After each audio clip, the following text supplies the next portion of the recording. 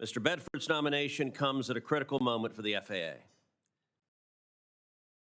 January, American Airlines Flight 5342 collided with an Army Black Hawk helicopter, the deadliest accident in the United States in more than 15 years. That accident and the air traffic control breakdowns that have occurred since laid bare the vulnerable state of the U.S. air traffic control system. The technologies are outdated, old facilities are understaffed, and the systemic issues that have plagued the FAA for decades remain unresolved. The stakes are extraordinarily high. If the United States doesn't make critical progress in the near future, other countries, both allies and adversaries, will become aerospace hubs at our expense. It is my hope that under the leadership of Bryan Bedford, the United States will lead the world in aerospace innovation and remain the gold standard for safety. For the last 25 years, Mr. Bedford has led Republic Airways, growing it from a fledgling regional airline to one with over $3 billion in annual revenues and more than 200 aircraft, all while maintaining a robust safety culture.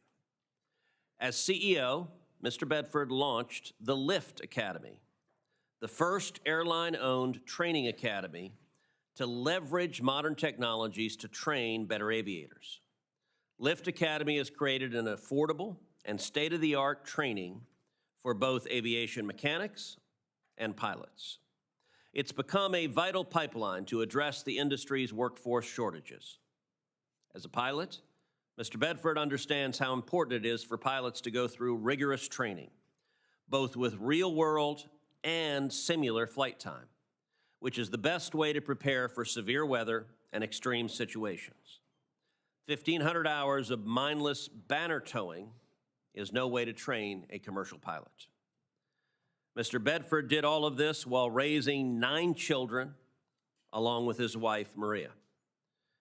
And I will say in that he shares the 9 children with the great Supreme Court Justice Antonin Scalia.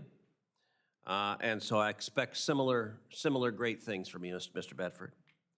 The FAA is sorely in need of his steady leadership. No Senate-confirmed head of the agency has completed a full 5-year term since 2018. Looking forward, the FAA faces numerous challenges. It needs help to get Boeing back on track.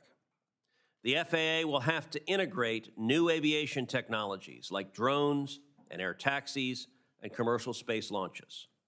And it must accelerate the advancement of air traffic control. Last week, this committee released the Commerce title of the Senate Reconciliation Bill. We will provide the FAA with more than $12 billion, an historic investment, to improve poor infrastructure and to deploy better technology. Poor management over many decades has left Congress with no choice. I have high expectations for transparency, and this committee intends to hold both the Department of Transportation and the FAA accountable for implementing the improvements responsibly and promptly. I look forward to hearing how Mr. Bedford will ensure that the FAA is equipped to meet this moment and to bring the U.S. aviation system into the modern era.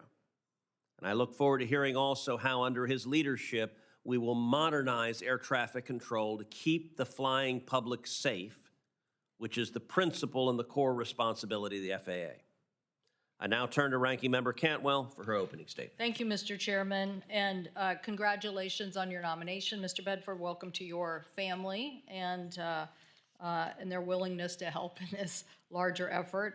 Before I begin, I want to recognize the members of families who are here from the Colgan Flight 3407. They have been a constant source of aviation safety focus, and I want to recognize Tim and Sherry Lilly, who lost their son in the January American DCA collision. Thank you for being here and your focus on safety. It's important that we have an FAA Administrator who strengthens our aviation standards to honor the families who have lost loved ones in these tragic accidents. The position is one with enormous responsibility. Every day, the FAA manages around 45,000 flights, ensuring the safety of over 2.9 million commercial airline passengers. The agency's fundamental mission is safety, ensuring the United States maintains the world's safety aviation system. The tragic mid-air collision in January between the Army Black Hawk helicopter and American Airlines Flight 5342 took the lives of 67 people and is a stark reminder what happens when the system fails. These failures underscore why we must have an administrator who is an unwavering champion for safety, who strengthens safety standards rather than seeking a way around them. Your nomination does not come in a vacuum, so the committee has obviously heard from other Trump administration officials, and we are concerned about light touch approaches in general. I can assure you that we need a hands-on approach, not a hands-off approach. We don't need someone changing the standards just because they think they can lower costs. As multiple high-profile aviation incidents have shown us, that prioritizing efficiency over safety leads to higher costs instead of doing the right thing the first time. So simply put, we need an administrator that my colleague and I agree on helps us get to the gold standard in the United States of America. Someone who's not looking for shortcuts, but is looking to restore this for the U.S. Congress passed the FAA reauthorization bill with overwhelming bipartisan support to strengthen safety, modernize our air traffic control system, and build a qualified workforce. We required the FAA to mandate 25-hour cockpit voice recorders, overhaul helicopter air tour safety regulations, requiring foreign maintenance repair stations to meet the same safety standards that we have in the U.S., and the law authorized $17 billion for critical air traffic control technology equipment upgrades. Given that, Secretary Duffy's plans to build off of that FAA law, I'm very interested in how you plan to implement that vision. While attention to upgrading our air traffic system is encouraging, recent outages at Newark made clear that the FAA needs an all-hands-on-deck approach. We are experiencing the serious loss of talent at the FAA, so I certainly don't agree with the administration's cutting of FAA officials. Senior FAA leaders are leaving, and the FAA has lost about 3% of its workforce. I firmly believe in the next aviation mission, which is the thermoplastic composites that both commercial aviation will use, that will make production go from 40 planes a month to 100 planes a month. We need it for space, and we absolutely need it for national defense security. So I hope that the FAA can fill both these roles of safety and the future of aviation implementation. I look forward to hearing how you can fulfill these missions, and we want to know what you're going to do to strengthen the oversight of safety both here in the U.S. and internationally at ICAO. The United States needs to advocate for the highest safety standards on an international basis as well. You've spent an entire career in the airline industry, so we know you know the aviation business at Republic Airways. I do have concerns about the long opposition to the FAA's 1,500-hour rule finalized in 2013. You said that the rule, quote, does nothing to further the goal of increased flight safety, end quote. Since the 1,500-hour rule and the reforms that took place, fatalities have been reduced by 99% in the last 11 years. So I'm sure I will ask you for the record what you think about the 1,500-hour rule and what we need to do to continue the exemplary investment in aviation safety. The DCA collision exposed multiple safety failures, including the Army Black Hawk helicopter not transmitting enhanced ADS-B out technology, unsafe flight routes for mixed traffic DCA, and a lack of FAA and Department of Defense coordination. That's why I introduced, with my colleagues, Senator Duckworth, Klobuchar, Warnock, Kane, Warner, and Markey, legislation to ensure that the FAA has an effective integrated agency-wide safety management system to prioritize the reviews of airports and high-volume traffic. So I look forward to asking you about how you plan to strengthen this particular area of FAA oversight. So Congress has clearly prescribed a very proactive approach for the FAA oversight, not reactive. So this is the path forward, a stronger, more effective FAA. I look forward to discussing these issues with you. And again, congratulations on your nomination. Thank you. I will now turn to our colleague from Indiana, Senator Young, to introduce Mr. Bedford. Well, thank you, Chairman Cruz, Ranking Member Cantwell, members of the committee. I'm grateful for this opportunity to introduce my friend Bryan Bedford to this committee. Last year, a report by the General Accountability Office documented the troubling state of America's air traffic control systems. Critical infrastructure is aging or already outdated. Many of our control towers are 4 decades old. Our average air route traffic control centers were built over a half-century ago. Nearly 80% of the Federal Aviation Administration systems are operationally untenable in the long term. The FAA workforce in safety-critical positions, none of which, it should be noted, were eliminated as part of the recent resignation program, is understaffed and overworked, leading to potentially dangerous burnout. Modernization of America's aviation system is overdue. Secretary Duffy has introduced a plan to provide much-needed upgrades to not only strengthen the safety of, but also improve the efficiency of our air traffic control system. And Bryan Bedford is exactly the type of innovative leader to implement these much-needed reforms. He's the administrator the FAA needs now. I say this not only because of his Indiana connections, though those help in my book. He's been a Carmel resident for the past 26 years. And being a Hoosier is itself a recommendation. I say this because of his demonstrated leadership in the aviation industry. Bryan took over Republic Airways after September 11th, 2001, a time when the industry faced tremendous challenges, decreasing profits, reduced demand for commercial flights, and the urgent need for significant security overhauls.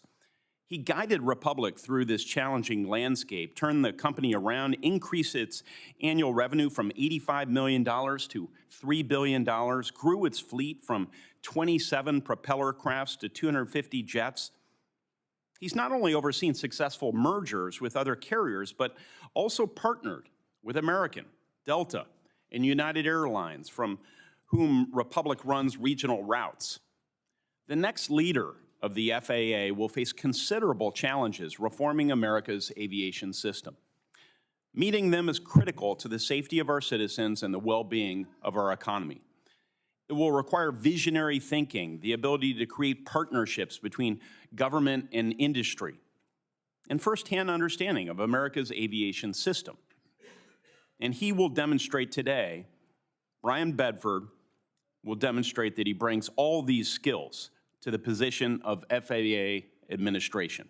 So I look forward to hearing from and confirming him, and then working with him on ways we can increase safety, efficiency, and innovation in our aviation ecosystem. Mr. Chairman. Thank you. I now recognize Mr. Bedford for his opening statement and to introduce his beautiful family that is behind him. Well, thank you, Mr. Chairman. It is my pleasure to introduce my family. I'm so blessed that they were able to be here with me. My wife, Maria, my spouse for 35 years, best friend, and you gave me credit for raising 9 kids. She deserves all the credit for that. So I really want to thank you for your prayerful discernment in our decision to accept the President's call to serve. Our son, Hunter, is with us. Hunter and his wife, Ann, and their 2 beautiful kids, Jack and Grace. They live in Swickley, Pennsylvania. The rest of our brood live near us in Carmel, Indiana. Our daughter Elena and her husband Luis Salcedo, and our beautiful grandchildren RJ, Isabella, and Mila. Our daughter Olivia and her husband David Cook are with us. Their children Wesley and Sylvie. Our son Jacob. Jacob is currently at our Lift Academy and is just a few weeks away from finishing his commercial pilot license. Our son Peter is a rising rising senior. At Purdue University. Our daughter Amelia, they're so hard to keep track of. She's a rising sophomore At Purdue University, our daughter Isabella is a rising junior at Guerin Catholic. She's driving this summer, and I promised the secretary she'd do okay. And then finally, our daughter Gianna is with us. She's a rising 8th grader at Our Lady of Mount Carmel School. And I'm just so very grateful. Oh, I forgot Logan. He's not able to be with us, Logan and his wife Elizabeth. Logan's finishing his PhD at IU in Alzheimer's research, and they're at a conference presenting his research today. So anyway, thank you for the opportunity to introduce the family. Thank you, Chairman Cruz, Ranking Member Cantwell, and members of the committee. I want to start by thanking President Trump for nominating me and for his bold vision to restore our nation's air traffic control system to its rightful place as the world's leader in aviation safety, efficiency, and reliability. I would also like to thank Secretary Duffy for the confidence and support that he has shown me throughout this process. From the first flight at Kitty Hawk, America has led the world in aviation innovation. Both my parents worked on America's space program, including the Gemini and Apollo missions, which I believe remains one of the greatest achievements of this nation or any nation. Flying is safe, but as you know, the system that manages our skies is showing its age. The stresses of this antiquated system truly came into view as we all returned to the skies after COVID. Chronic understaffing, controller fatigue, outdated facilities and telecommunications technology has placed a significant strain on the men and women at the FAA, and it has absolutely frustrated travelers with excessive delays and cancellations, and has caused the public to question whether it's truly safe to fly. The most tragic example, of course, was the chain of events that led to the loss on January 29th of 67 lives. I continue to pray for the families of the victims of that tragedy. They suffered an unimaginable loss. In our 24-hour news cycle, it's very quick to forget the events behind us. However, we can't lose the perspective of these families. We must keep them top of mind in all that we do going forward to honor their memory by making flying in America safer than ever before. And I can assure each of you that if confirmed, my top priority will be public safety and restoring the public's confidence in flying. I watched the March 27th hearing, and I believe this committee understands that the FAA is at a crossroads. In the years preceding that tragic night in January, there were 85 similar misses at Reagan National. We ask, how did this go unaddressed? It's not acceptable. Failure to recognize and mitigate this risk was an oversight of the FAA's safety management system. Thankfully, this administration has already taken swift action to secure the skies over our nation's capital by permanently restricting non-essential helicopter traffic and eliminating mixed traffic at Reagan. It's also my understanding that the FAA and the Department of Defense are reevaluating the agreement that governs certain military operations in the area to prioritize public safety. Meanwhile, the FAA is launching new initiatives with new tools to identify other hotspots at airports around the country to inform them whether similar restrictions may be necessary. This is the kind of work that should have been done years ago, and I'm encouraged. I've been in the field of aviation for over 35 years. I know change can be hard, but I believe the agency can get back on the right track if we can all agree first that the air traffic control system needs significant investment. Prior to accepting the President's nomination, I asked President Trump if I could meet with the senior team at the FAA. They're a talented group of dedicated professionals. During that meeting, they expressed their concerns with the outmoded analog technology, obsolete facilities, and chronic staffing challenges at our nation's air traffic control centers.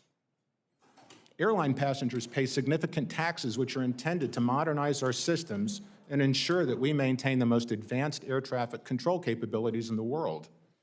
However, I was informed that more than 90% of the FAA's nearly $6 billion annual budget for modernization is actually consumed with the maintenance and sustainability of the old system, leaving virtually nothing for modernization investment. President Trump has provided us with the right vision. Secretary Duffy and the team have been working diligently on defining the plan and the workforce surge. And if confirmed, I will work closely with this committee to articulate our strategy and to competently execute the plan. I'll work closely with the professional men and women at the FAA to provide the leadership that is necessary to execute the President's vision to build a new, best-in-class air traffic control system and to rectify the chronic understaffing at our nation's air centers. However, to accomplish this, I hope we can agree we can't repeat the mistakes of the past. We can't accept half measures. In closing, it's equally important to me to reinvigorate the safety culture at the FAA, to become proactive and fully invested in a vibrant SMS culture. I seek transparency, frequent communication, and radical accountability to rebuild the trust among our FAA workforce and with all of our aviation stakeholders. I hope today we can show this will be a bipartisan effort, a shared commitment to restoring uncompromising safety, fidelity, and reliability to our national airspace system. Together, we can design and build a new system which will allow the emergence of new technologies such as drones and advanced air mobility aircraft to be safely introduced into our NAS and to usher in a new era of innovation and opportunity for American aviation. Should the Senate choose to confirm me as the next FAA Administrator, I pledge to work collaboratively and transparently with this committee to communicate frequently and candidly about the agency's challenges and our strategy to overcome them. But most importantly, I pledge to uphold the sacred trust placed in us by the American people. I welcome your support and your questions. Thank you. Thank you, Mr. Bedford. As I mentioned in my opening statement, no FAA administrator has served the full 5-year term since Administrator Michael Huerta left in 2018.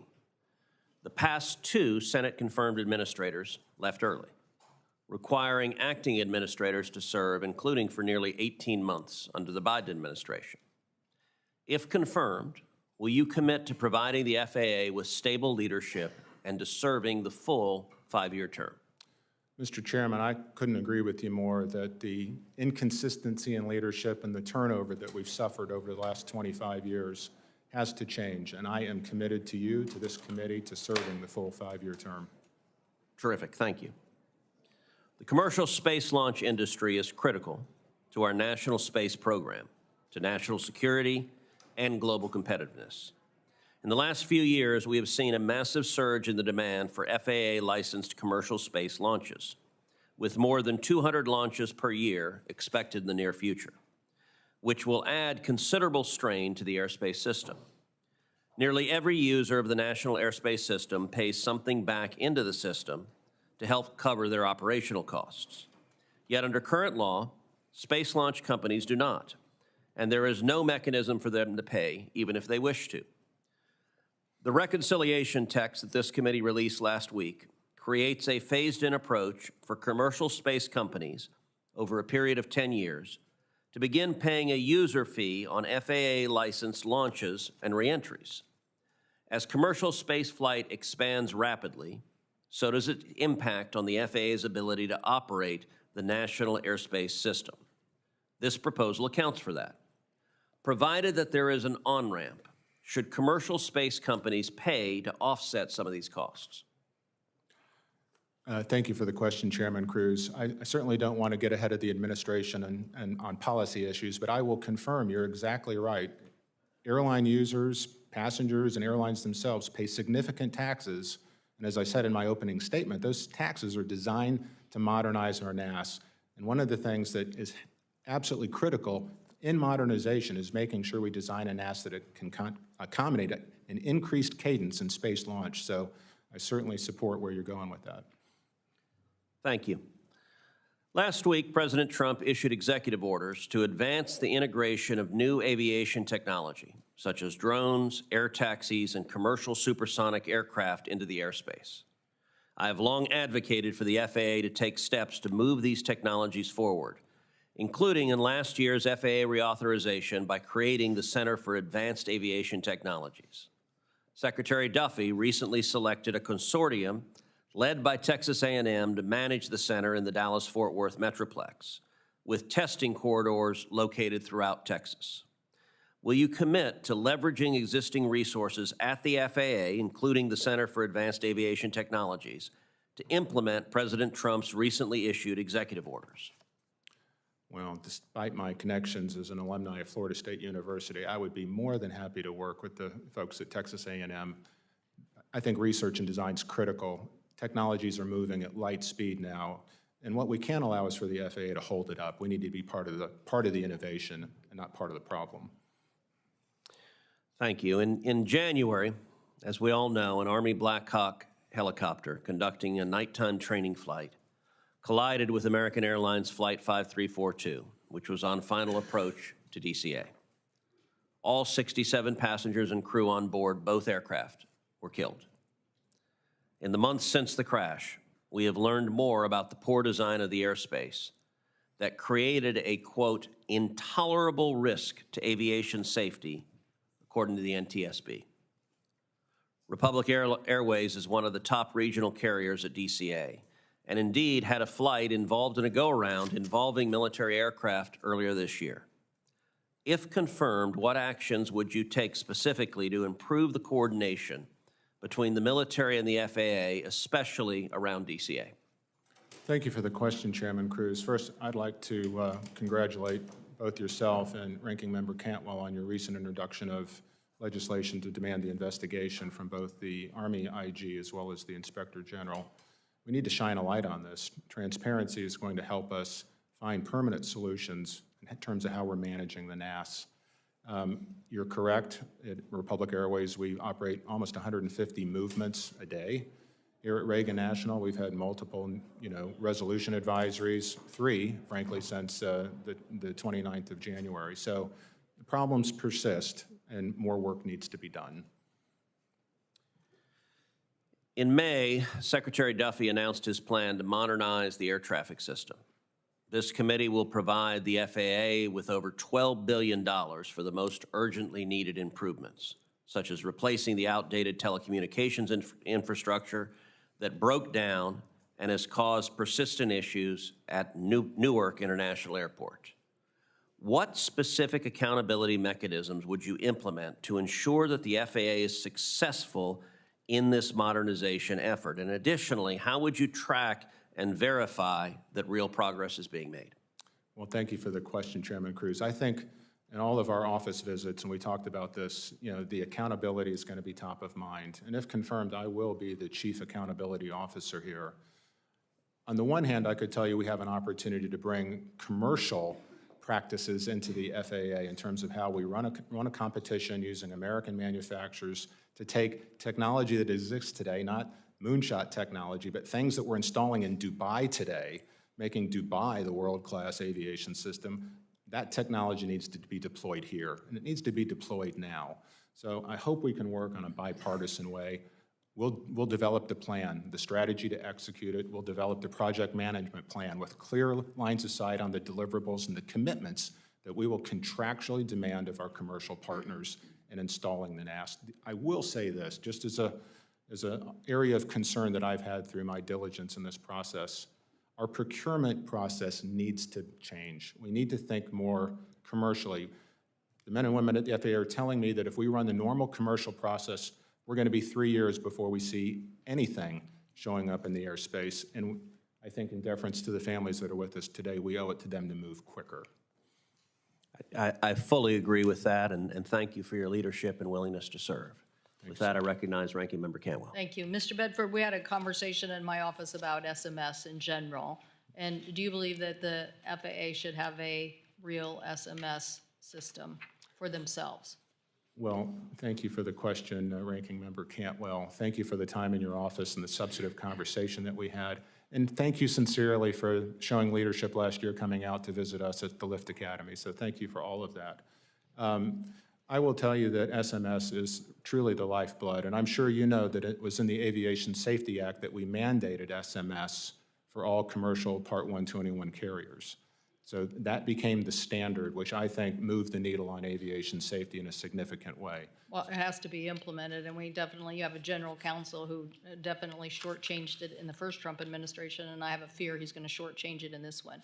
So my point is, you and I talked about there's 2 different SMS systems within the FAA. Given the accidents that have happened with both the MAX and this, I think it proves that both of those systems aren't really working. Is it just your viewpoint? Is that your viewpoint, that there's something wrong with the SMS that the FAA is using today? If we've had these two horrific accidents, or actually three, if you include both MAX accidents? So I think we are all aligned on this. Something's amiss. Okay. I think we believe that the SMS system at the FAA needs a radical overhaul. I think we can do it.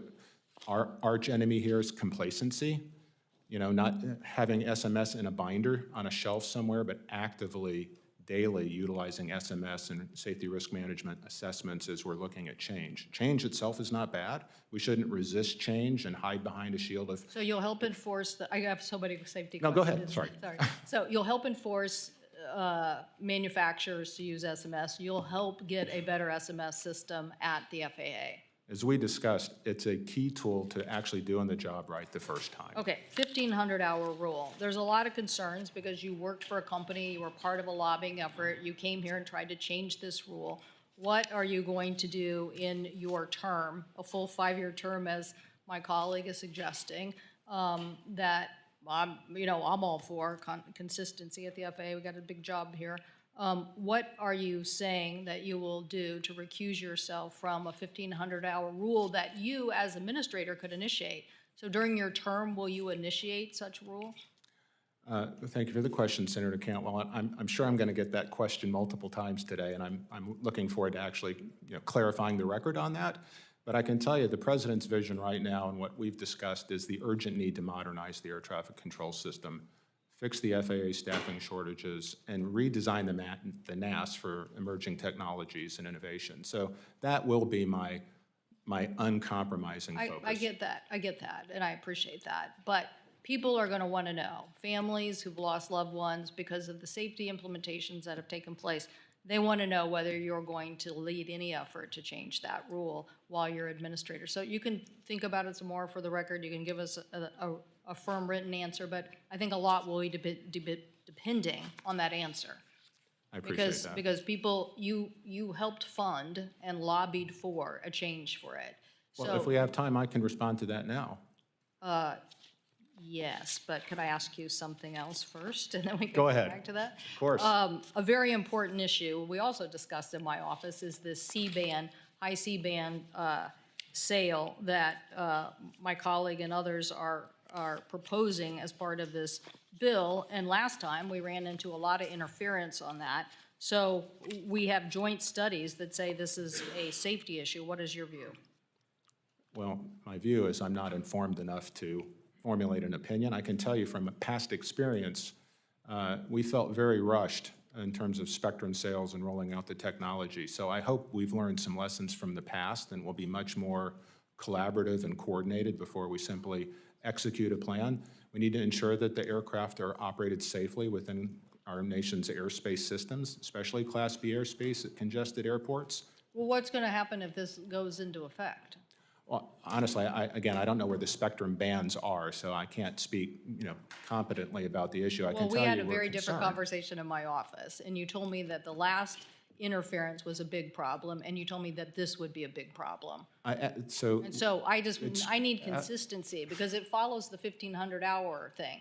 You can say now, I'm not going to do 1,500 hours, but if you get in there and then you get pressured and you do 1,500-hour changes, it's a different story.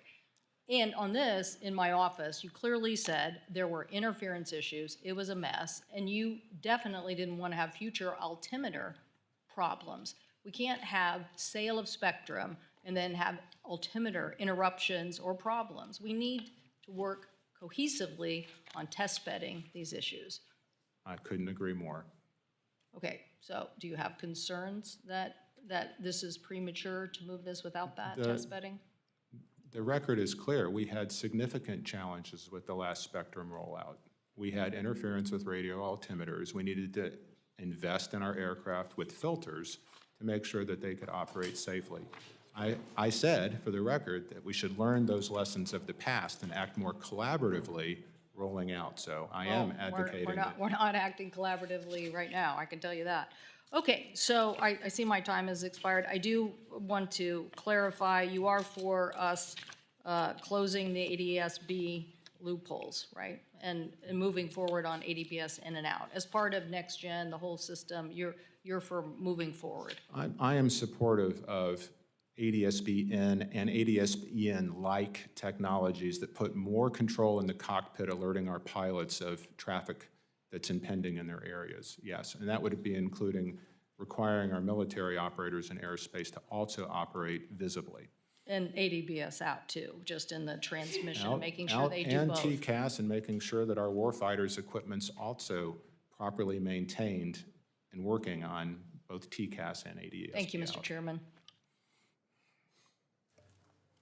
I would note, Mr. Bedford, that Senator Cantwell asked a series of questions about spectrum auction, and Senator Cantwell has previously stated that this committee's spectrum pipeline language would require the FCC to auction at least 100 megahertz in the upper C-band, which is 3.98 to 4.2 gigahertz.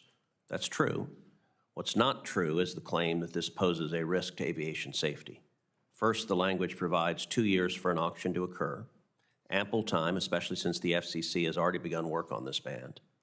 And secondly, the bill requires auctioning less than half of the spectrum in the band, giving the FCC and industry significant flexibility to avoid any adverse impact on aviation.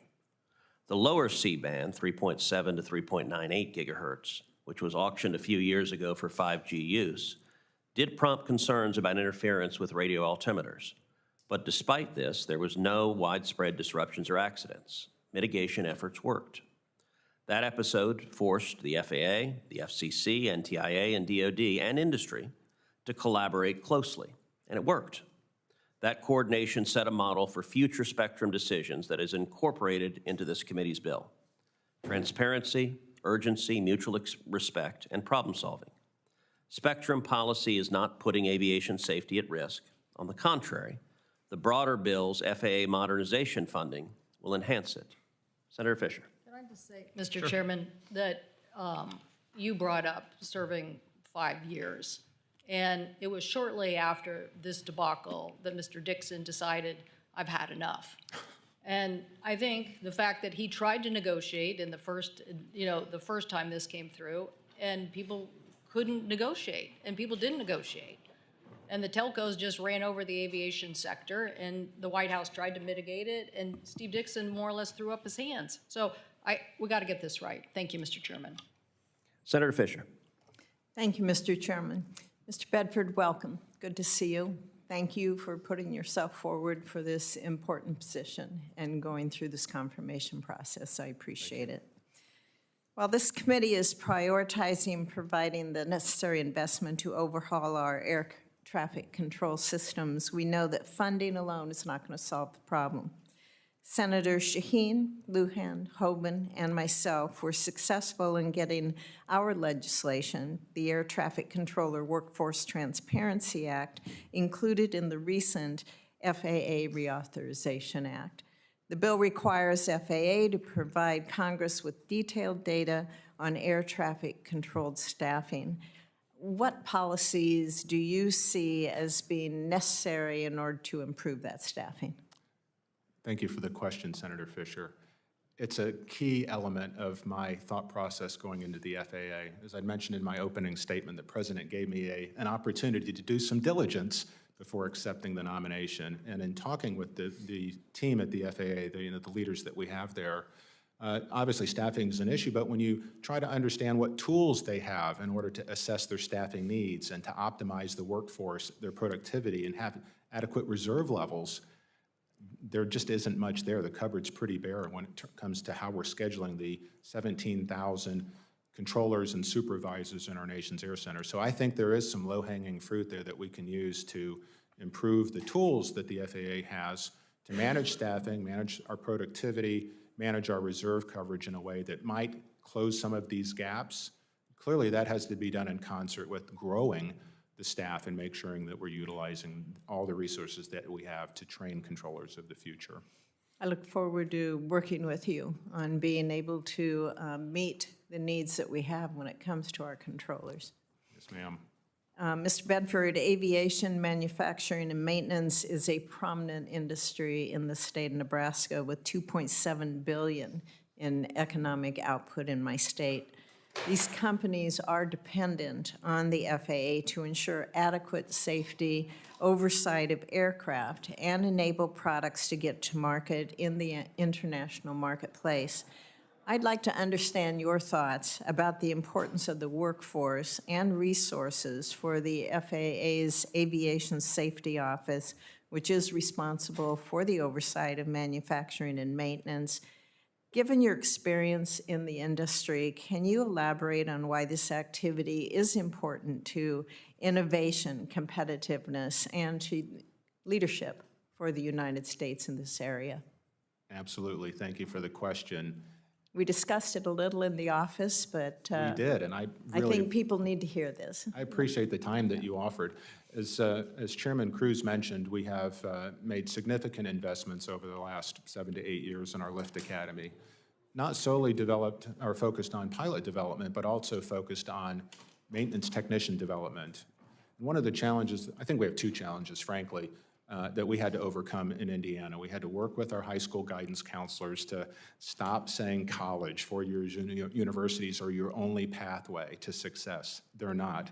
Vocational jobs, technical jobs that we have in airframe, power plant, and technical positions are highly skilled and highly remunerative positions. And so we took matters into our own hands and created an earn-to-learn ab initio program for maintenance technicians. It's a 3-year-long journey, but we pay young men and women to come, and it's $70 an hour. It's not great money, but it's earn to learn. There's a model there that works. There are kids that are technically skilled, great with their hands, have a passion for aviation, and can serve in so many, whether it's manufacturing, whether it's actually in a hangar for us, whether it's in aviation construction. There's just so many opportunities for growth and well-paying jobs. So I do believe the FAA can help lead in workforce development. Very good. In the 2024 reauthorization, it included language that I championed to require the FAA to create a public-facing portal so applicants can track the status of their certification requirements, their applications. This portal is designed to improve transparency and help address growing stakeholder concerns over a very long and I would say somewhat opaque certification process. Do you see this as an important tool for rebuilding the industry's trust in that process?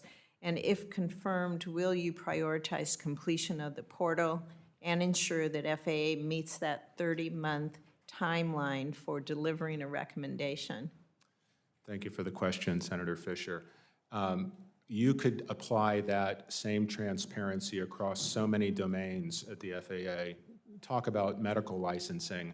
We have so many crews at our airline at Republic that have medical issues, as an example, and they go into a laborious process with no transparency and I don't know what level of accountability either, and they're essentially unable to earn income while they're waiting for their medicals to be reinstated. So I think there's, again, if Domino's can figure out how to show you where your pizza is in the delivery cycle, we should be able to figure out how to communicate with stakeholders, including our user customers, on where they are with medical situations, licensing situations. But in fairness to the agency, there's a million of these different licenses around there. So I don't know. I would think in a 30-month timeline, though, to get this up and running and make sure it can work, that you could have a basic plan, a basic recipe, no matter how many different applications it's going to apply to. I think that's exactly right. The application can work across these domains, so we can get it right once and then apply it across the agency. Thank you. Thank you. Thank you, Mr. Chairman. Senator Kim. Thank you, Chairman. Mr. Bedford, thanks for coming on out. You know, in my home state of New Jersey, the top issue when it comes to the issues we're talking about here is still about Newark Airport. If you are confirmed, you would be coming in as we are rapidly trying to build solutions to be able to give assurances to the people, not just of New Jersey, but around the country and frankly internationally that are transiting through. Can I get your assurance that this would be a top priority for you if you are confirmed and sworn into the job? Thank you for the question, Senator Kim, and especially thank you for the time that we had in your office. It was, I thought, a thoughtful and robust conversation. Like Reagan National, Republic is a huge user of the airspace at Newark, and I have to tell you, April and May were really, really tough months for us. In full disclosure, the industry works collaboratively with the FAA to ask how the agency is staffed and if it can manage the schedules that we'd prefer to fly. And they'll tell us, no, we can't do that. We want you to schedule this. So there's a lot of transparency and cooperation going on there. So it's really unfortunate for us when we schedule flights and then we can't deliver for the American traveler for holidays, weddings. We had 2 folks I know that couldn't get to where they needed to go for a family wedding. It's, it's not acceptable. So I will absolutely pledge to work collaboratively with you, with this committee, to make sure that the FAA is working with our industry partners, proactively managing these situations. No, look, I think that's important, and I'd love to be able to engage with you because, I went out to the Philly TradeCon, out to Newark Airport, but when I tried to follow up with the FAA and have a briefing from them to go through some of what I heard about, I'll be honest with you, we haven't heard back still. That was what, looking at my records, May 21st that we put in a request for a briefing from a FAA. So I guess I just want to ask you, if you're in the seat, do you promise that you're going to work with this committee and also be able to address issues of individual senators, especially when there are particularly challenging issues within their home state?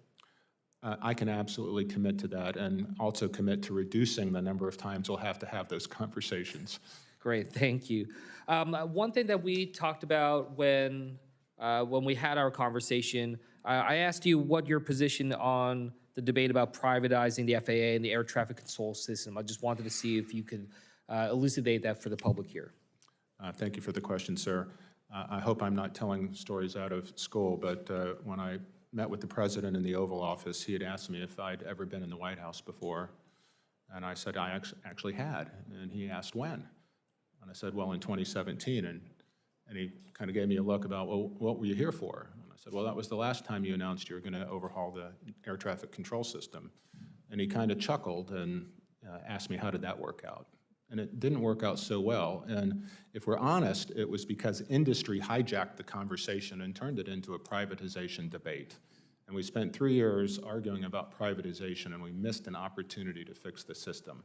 We can always have a privatization debate, and we should at some point have a debate on whatever the merits are for funding continuity and visibility and contracting. But now's not the time for that debate. Now's the time to focus on getting the work done for the American people to rebuild this system. And that is President Trump's vision. That's what, his vision's what motivated me to. So your focus right now is on modernizing, but that doesn't necessarily include privatization as part of the conversation right now. As if confirmed as FAA nominator, confirmed as the administrator, sure. I will certainly have an opinion I'll be willing to share, but not now. I think now is just not the time to have the privatization conversation. So much of the conversation we are having right now is about safety. And so 2 issues I just wanted to raise here. First, I talked to you about the facility we have in Atlantic City, the Hughes Tech Center. Yes. Love for you to come down and see it, but I just think that this can play a critical role in terms of how we process our thinking in terms of moving forward on safety. Does that make sense to you? I mean, trying to make sure we're mobilizing resources like the Hughes Center to be able to push forward and do the testing needed to be able to modernize in a safe way. Absolutely. I have to tell you, my eyes have been opened about the amount of research capability that we have. Texas A&M as an example, the research centers in the New Jersey area. I mean, we have a significant, we have them right here in McLean with MITRE. So we've got a lot of capability out there, but we need to create a strategy on how we're going to work together and collaborate. We can't have everybody working on exactly the same problem. Yeah. We've got a lot of challenges. Let's get the best minds working on it. One last issue I just want to raise. End of last year, we had an issue in New Jersey where there were all these reports about drones flying overhead, and there's a lot of confusion about it. And frankly, a lot of the sightings turned out to be aircraft in the distance or whatnot. And I had talked about to FAA about this before. There was questions about whether or not FAA leveraging technologies like remote ID or drone squawking, their location, other things to distinguish appropriate versus unauthorized or unsafe use of airspace, especially near critical infrastructure and sites. Do you see a role for the FAA to try to have a greater ability for us to distinguish what concerns us and what is authorized and not when it comes to drone usage? Yes, sir, I do. I think the FAA has to play a critical role in making sure that drones and AMM also integrate safely into the NAS.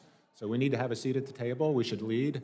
I think the challenge we have right now is, focusing on the NAS and making sure that we can walk and chew gum at the same time, that we can successfully, competently execute a plan to rebuild the NAS without holding back aviation innovation.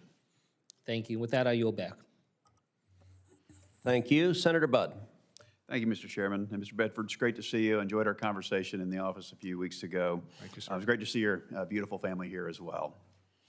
I understand there's a lot of folks here who had lost loved ones, both at the DCA and the Colgan Air Flight 3407 back in 2009. For those in the DCA, a lot of those were Charlotte-based flight crew, and so we remember them, especially me as a North Carolinian. So more than 15 years were between those two tragic incidents, and that's a remarkable record of safety. But both cases remind us that the work to improve aviation safety, it can never stop. I think you've made that evident in your comments this morning. Following the loss of Flight 3407, Congress passed legislation requiring 1,500 hours of flight time before pilots can qualify for their ATP, or their air transport pilot license. Now, this requirement, without a doubt, improved aviation safety and pilot training, but as a pilot myself, I know that simply flying in the pattern or banner towing, as some mentioned this morning, for over 1,000 hours, it's not enough, and it might even ingrain bad habits and poor technique. So, Mr. Bedford, are there any ways that Congress could improve the 1,500-hour rule to ensure pilots are not only getting enough flight time, but high-quality training as well? And are there new technologies that the FAA could incorporate into the 1,500-hour requirement? Well, thank you for the question, Senator Budd. I do want to just acknowledge within the Aviation Safety Act of 2010, there were many significant movements in aviation safety, including requirements of stall upset recognition and recovery training. Probably the most important was combating pilot fatigue through very rigorous Part 117 time and duty limitations. You legislated requirements for pilot mentoring and pilot development and pilot standards. And as I said earlier, that was the introduction of the requirement for SMS for Part 121 airlines. So when we think about the Aviation Safety Act of 2010, it's just so much richer than just any one of those issues. But I've been a supporter of 1,500 hours, contrary to what some of the press might say, because it did require structured training for an ATP CTP. That requires at least another 30 hours of classroom curriculum. It requires at least another 10 hours of advanced flight simulation training, requires the successful completion of a written exam, and a multi-engine check ride. So I am a big supporter of structured training as opposed to pure time building. And for the record, the FAA agrees. The FAA promulgated multiple pathways under its authority, a 1,250-hour pathway, a 1,000-hour pathway, and a 750-hour pathway, because they concluded the data supported that advanced training and structured training produces safer outcomes and more proficient pilots. So my North Star will always be safety, not equivalent safety, but better safety. Thank you for that. So if you're confirmed, you'll likely oversee a multi-billion-dollar project to upgrade and modernize the ATC. That project comes at a time when multiple new aviation technologies are scheduled to enter the national airspace, such as drones, eVTOLs. They've already begun limited operations. And on Friday, President Trump signed an executive order requiring the administrator to repeal the prohibition on overland supersonic flight. I couldn't be more grateful to the president for his leadership on this issue, and I look forward to working with this committee to advance the Supersonic Aviation Modernization Act to codify this executive action. Mr. Bedford, will you commit to implementing the president's executive order if confirmed? Thank you for the question, Senator Budd. I can tell you I'm as excited about anybody about the opportunity for the innovation that's happening right here in this country and to be a world leader in things like supersonic technology and quiet boom technology. It's pretty neat. I've been on the pointy end of the stick on electric vertical takeoff and landing planes, flown many of the simulators. That's exciting stuff in terms of creating urban air mobility. And we haven't talked about it, but reconnecting many of our rural communities through the use of these very cost-effective tools, these aircraft integrated in our NAS. So yes, I would absolutely look forward to getting to the fun stuff of innovation in America. Thank you.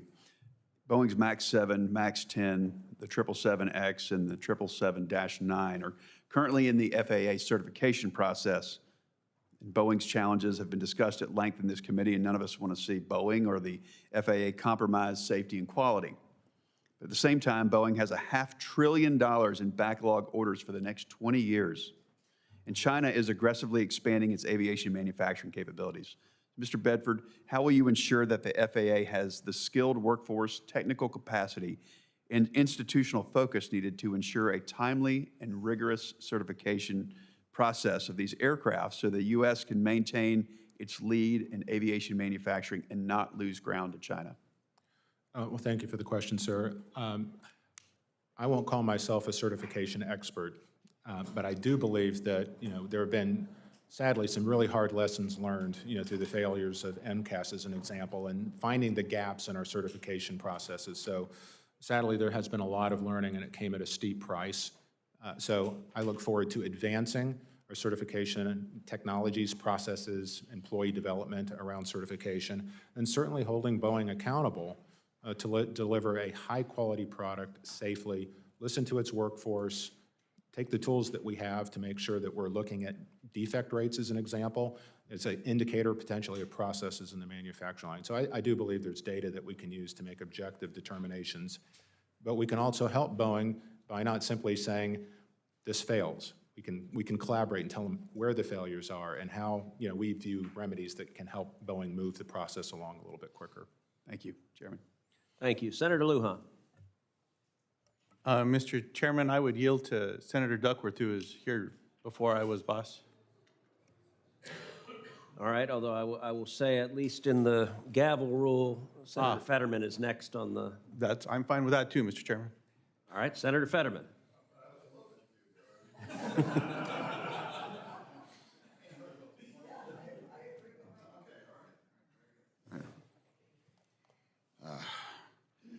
Thank you, Mr. Chairman. And welcome, and welcome. I think I'm going to say something again because I think it's absolutely true. It is incredibly, incredibly safe to fly in America. Do you agree with that? I do agree with that. Yeah, and again, I think I'm an expert because I'm a consumer. I'm at the airport at least, I think, 48 out of 52 years of the year, maybe more sometimes. And I have a lot of skin in that game to affirm that. And I know a lot of that part of the conversation after that awful tragedy in DCA or earlier this year. But could you affirm, that it can be made safer? Anything can be made better. How do you see that? Trying to balance that we can make it better, but also acknowledging that. I mean, it's a modern marvel, in how things working and things continue to be incredibly safe. Thank you for the question, Senator Fetterman, and I hope I get a chance to come visit with you and have a more detailed conversation about this. Republic Airways has a huge maintenance base in Pittsburgh. I mean, so we've got roots that go way back to our Chautauqua days. I can tell you that the aviation system has multiple levels of redundancy, 3 levels of airspace management redundancy, and then the ultimate, final level of safety is in the cockpits with our nation's well-trained aviators. But we shouldn't have to lean into the 2nd or 3rd or 4th level of redundancy to keep the system moving. The system is old. It needs upgrading, massive upgrading. So we have to do better. We can do better. There's technologies that exist today, not theoretical development technologies, but stuff that's on the market today made by American manufacturers that they're selling abroad. And we can induct this technology here at home and establish not only a more cost-effective NAS, but a higher reliability and a safer NAS. Thank you for that. So my job kind of collided yesterday. Homeland Security, and we were talking about the security about a lot of the international events that we're going to be hosting here in our nation. And then I brought this up, so I'm going to bring it up today because I think it's fairly appropriate.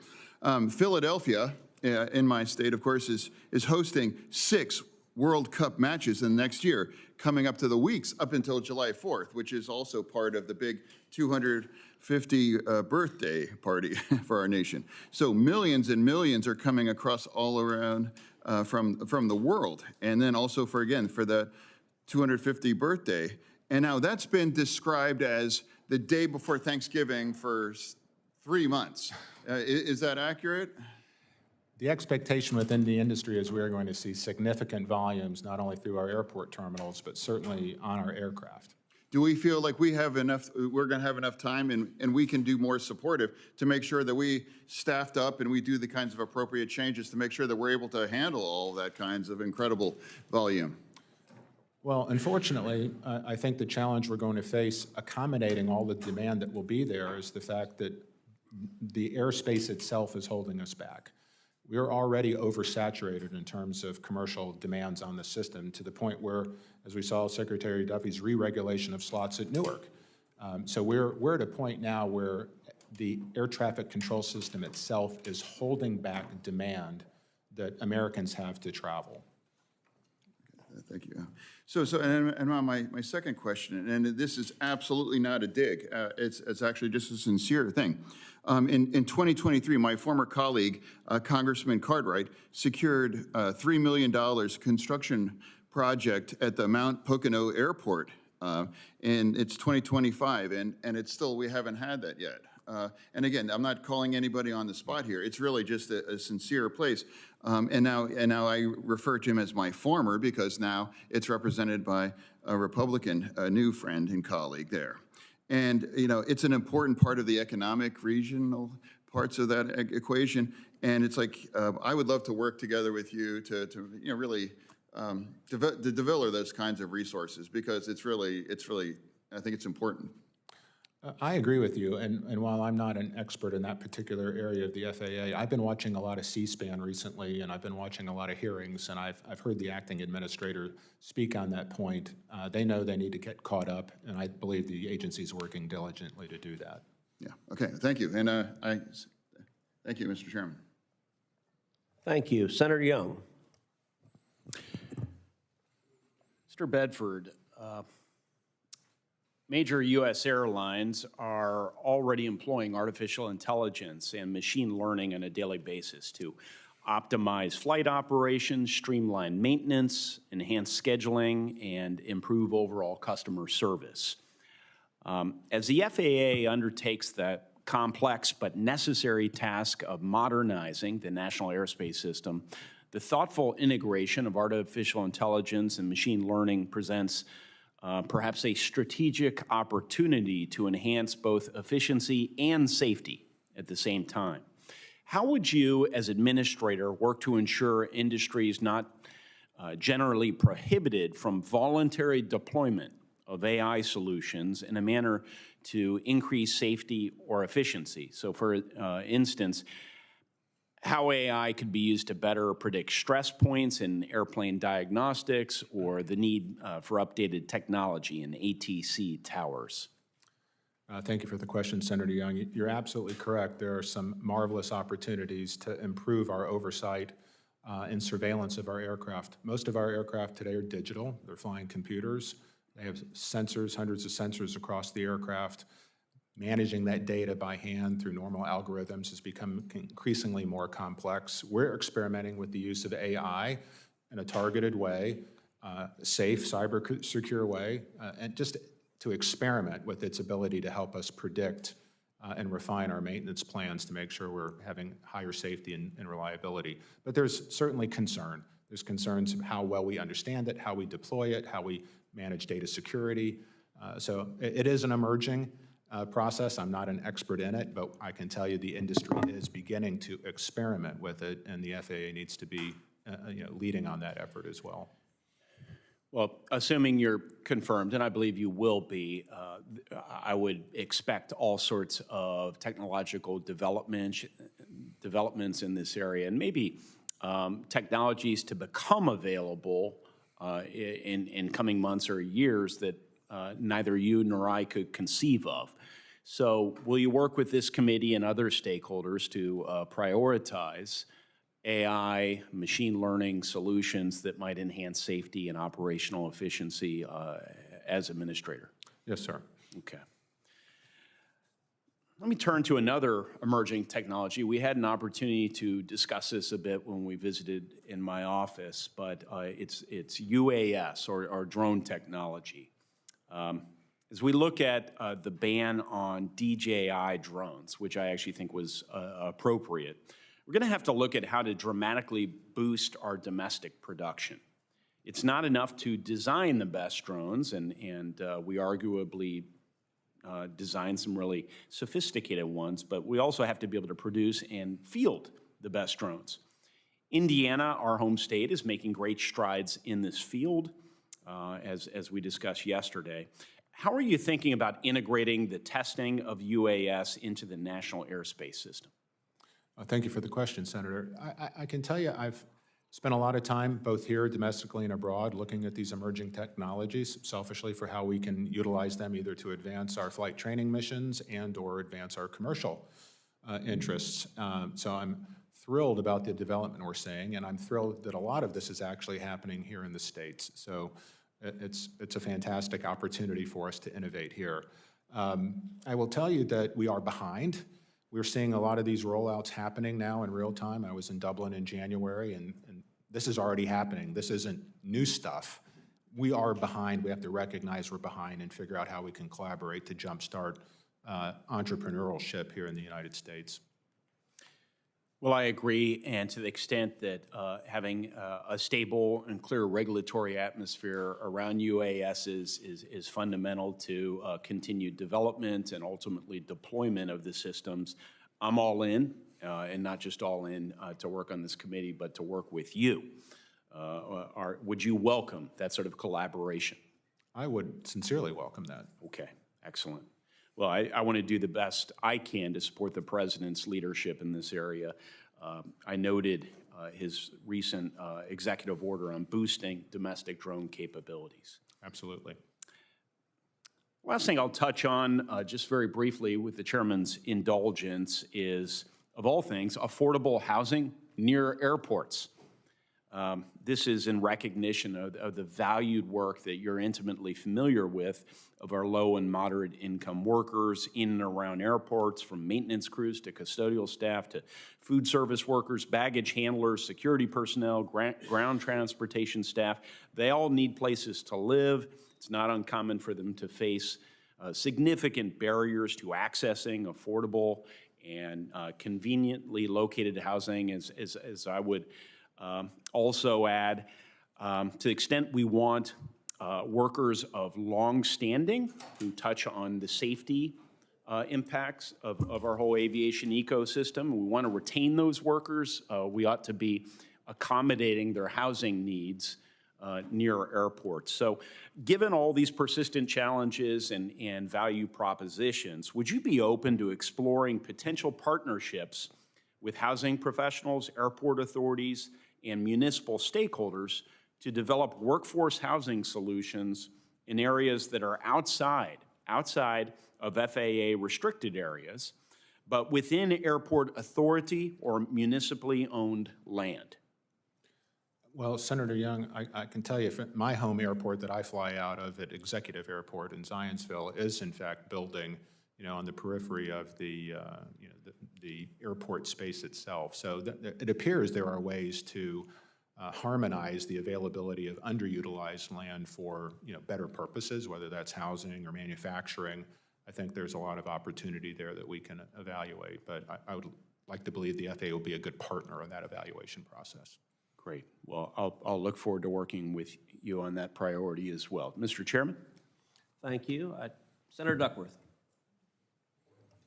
Thank you, Mr. Chairman, and I thank my colleague, Senator Lujan, for his generosity.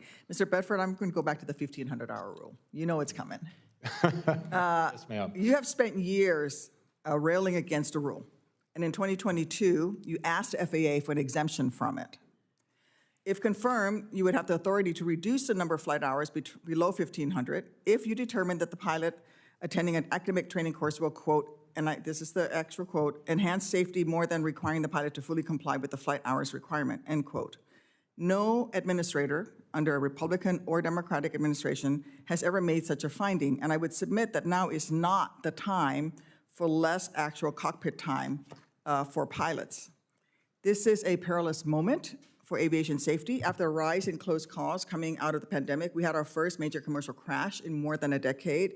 Air traffic controllers are understaffed, overworked, and using antiquated equipment that is increasingly likely to fail, as we saw in Newark. Well-trained pilots are our last line of defense. In incident after incident, it has been the pilots who have made last-second decisions to avert disaster.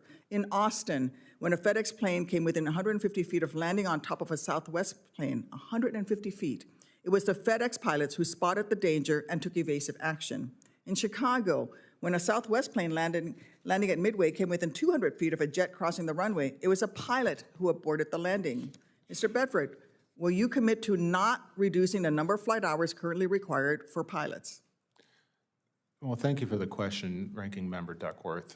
We had a very spirited conversation. Your passion on this issue is commendable. Your active service for our country and the loss that you've personally suffered, you know, I just have tremendous admiration for you, both as a pilot and as a legislator. I don't think we actually have a lot of gap between where we're at. We both want to have the safest pilots operating our aircraft, correct? Yes, but you're not answering me. I mean, reclaiming my time, it doesn't sound like a yes. It sounds like you're leaving the door open to reduce the number of flight hours from 1,500. What I'm saying is I don't believe safety is static. And I can tell you, we've worked closely with our military, evaluating how they're training pilots. And the way they're training pilots today is not the same way they were training pilots in 2020, 2015, or 2010. They're taking advantage of emerging technologies and utilizing them ways to create more pilot proficiency. And the FAA, as you know, has already said structured training, real structured. Let me, reclaiming my time. I think you should probably read an article about Army aviation pilot training. They're actually seriously re-looking at it because they've relied too much on technology. And in fact, there's an article out, a statement from the Army's flight training, the general in charge of flight training, saying actually they need to return to the basics because they're relying on too much technology. Will you at least commit to not reducing the number of flight hours until FAA has fixed the air traffic controller staffing shortage and modernize our nation's air traffic control equipment and facilities? Ranking Member, I can say two things. First, this is not my priority. My priority is fixing the air traffic control system. I met with the families of 5342. This is top of mind across the country. When I fly, and I fly frequently, customers come up to me because they see me talking to our pilots, and they ask, when is it going to get better? I'm like, what do you mean? Like, all of it. When is it going to get better? And that is my guiding. And also maintaining safety. I will not roll back safety. There won't be safety loopholes. I commit to you, we will never do anything to reduce the safety and competency of our pilots. Okay, so that's still not a yes answer to my question. Will you at least commit to taking any potential changes to pilot flight hours before the Air Carrier Training Aviation Rulemaking Committee, or the ACT-ARC, and abide by their consensus recommendation? I am telling you, I won't unduly influence a process one way or the other. The data will either support it or it won't. Will you abide by their recommendation? Most likely. I haven't seen it.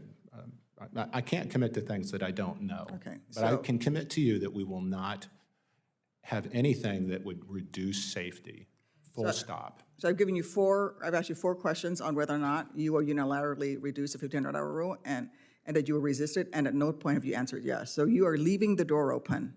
On to the next thing, Boeing oversight. In October, the Department of Transportation's Inspector General found FAA's oversight of Boeing was not effective. So I'm asking you, yes or no, will you commit to not delegating inspection authority back to Boeing until FAA has implemented all 16 of DOT OIG's recommendations and DOT OIG considers them closed? Well, thank you for the question, Ranking Member Duckworth. It's my understanding that ODA has been renewed for another 3 years, so Boeing's got a long way to go before they're going to get another bite at that apple. All right, I'm out of time. Thank you, Chairman. Thank you. Senator Moreno. First of all, thank you for your willingness to serve. Could you show the people what you have at your desk to your left? Oh, it's my father-in-law's crucifix and rosary. And the reason I ask that is, what role has faith played in your career? Well, if I was being perfectly honest with you, sir, up until about 1999, not a lot, not as much as it should have, but I had a wonderful experience, conversion experience that brought me much closer to my faith and to Christ. So when we're talking about these issues about how these technologies, we can be very clinical here, talking about 1,500-hour requirements or technology or AI, and I think that's all really important, but ultimately, when you take this job as the administrator of the Federal Aviation Administration, you're putting the lives of tens of millions of Americans and somewhat in your hands. I think it's just important for everybody here who's looking at judging whether your nomination is that faith will, is it fair to say that that faith will play a role in how you conduct your job? When I talk to the families and we talk about, I sympathize with your loss, that's not just words. You know, I suffered loss as well. You know, I used to have a sister. My parents had a daughter. You know, she didn't die in an aviation accident, but she was run over at a traffic stop, pedestrian accident. So I absolutely understand what you're going through, and I appreciate your loss. And I would never do anything to compromise safety as administrator in this organization. I can promise you that. I can promise everybody on this committee that. Thank you, Mr. Bedford, for that. So let's go shifting to your business career. I just want to restate this for the record because as a business guy myself, I don't think we really spent enough time highlighting your career.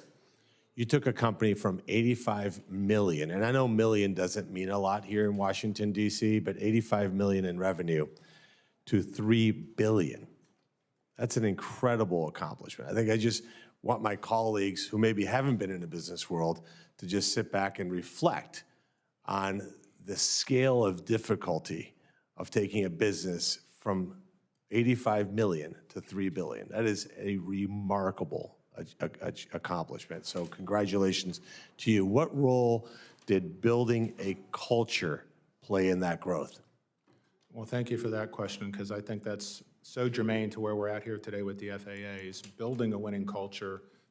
And leadership literally starts from the bottom. We have to support the team. We have to make sure that we identify clear objectives, communicate those objectives, and then show them how we're going to walk the talk to accomplish these objectives. And I think all these things are possible. When I had an opportunity to speak with the team at the FAA, I asked them, what are our goals for 2025? They don't have any. Okay, well, what's our strategy? What's our strategy for tackling the air traffic control system? And the answer was, we're just going to keep working at it hard every day to make it work. You know, that's just not the kind of leadership that we're going to need in order to get the job done. This is, I don't think this is a moonshot project. It's not a Manhattan project. We can get this done, and we can work together and get it done very quickly. I think Secretary Duffy's right. We can get this done, and we can get it done in single-digit years, not decades. Well, if you take just a fraction of your track record and your success and you implement that at the FAA, I think you're going to leave your kids and grandkids an incredible legacy. So it's amazing that God puts us in different places at different times, and He certainly put you here in this charge. My final question is this. Are you familiar with a piece of legislation called the One Big Beautiful Bill Act? I have heard something about that. Now, would it surprise you to know that there's been almost no coverage in the media? I haven't heard one of my Democrat colleagues, I hope they do, we have an opportunity coming up in this testimony, to point out that that bill has historic investment in modernizing this nation's air traffic control system. So your leadership, combined with the fact that we finally have a bill that will completely, for the first time in decades, do what honestly should have been done a long time ago and modernize our air traffic control system. If you strike me as probably like me, you're not somebody who tends to gamble, but I don't think the media will ever report the fact that this bill has that level of historic investment. And I hope that you take this opportunity that's been given to you to make certain that you take this time and that we modernize our air traffic control system and leave a legacy, not just for your kids and grandkids, but for all of America. So thank you for your willingness to serve. Thank you for saying yes to President Trump. And to President Trump, congratulations on yet another remarkable nominee. Thank you, Mr. Chairman. Thank you. And at long last, Senator Lujan. Thank you, Mr. Chairman. I appreciate that. Mr. Bedford, thank you for being here. I'm going to continue a little bit from the questioning you just had with Senator Moreno. I'm also a person of faith. I'm reminded that some of the teachings that we've had in our lifetimes, Matthew 7:12 tells us to do unto others as we want them to do unto us, to treat people with respect and dignity, keep our word. It's part of the Golden Rule mantra.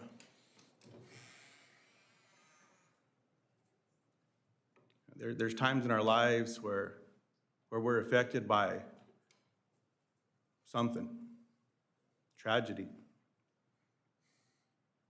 There's a family here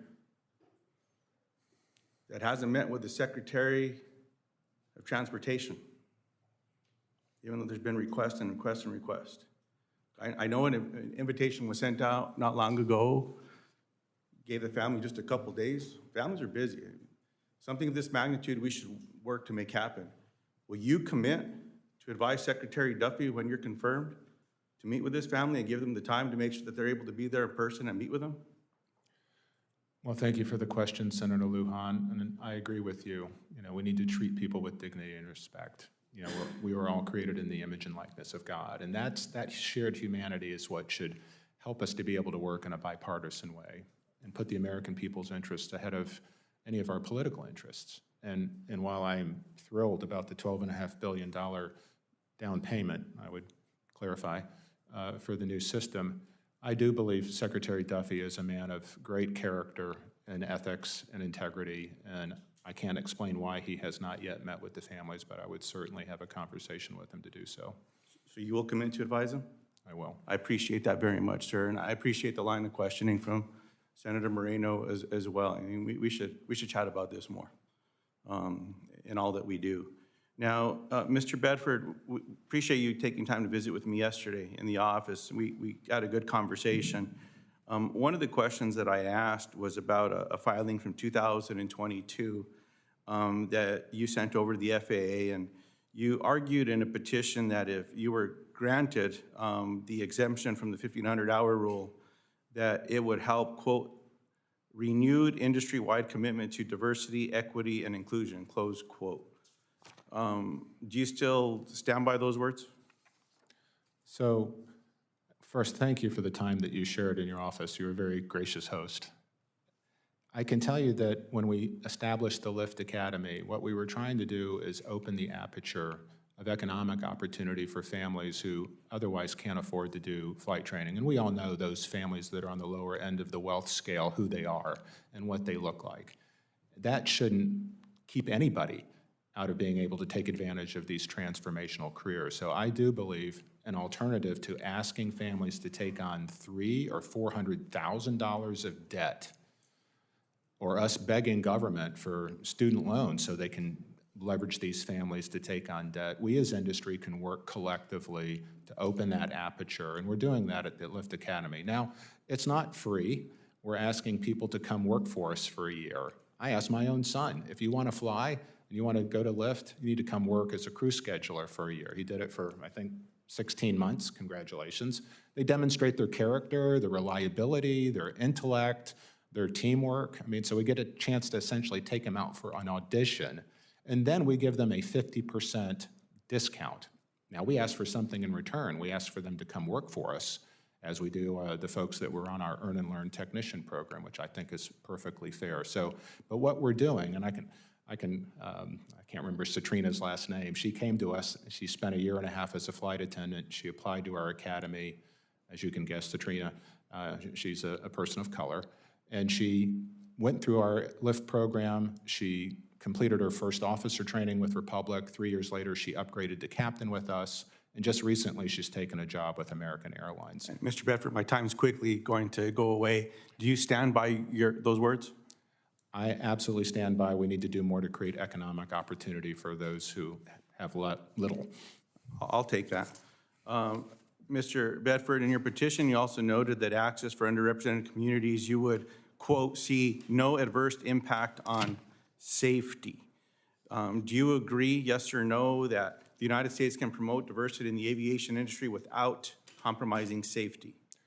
So I agree there's no check-the-box requirement here. If you've got the chops, the skills, the mindset to be able to do the work, I believe in a meritocracy. We just have to give them the opportunity to demonstrate that they've got the capability to do it. We fail out 60% of our private pilot students that don't. I mean, we run a rigorous program.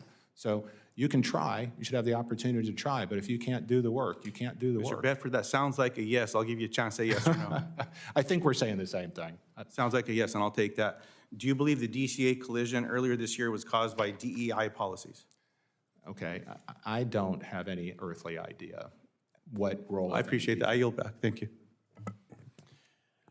So, Mr. Bedford, I just want to second that Senator Lujan is a phenomenal host, and I hope he gave you the spicy pistachios. With that, I recognize Senator Peters. Thank you, Mr. Bedford. Good to see you here today, and thank you for taking time in my office last week.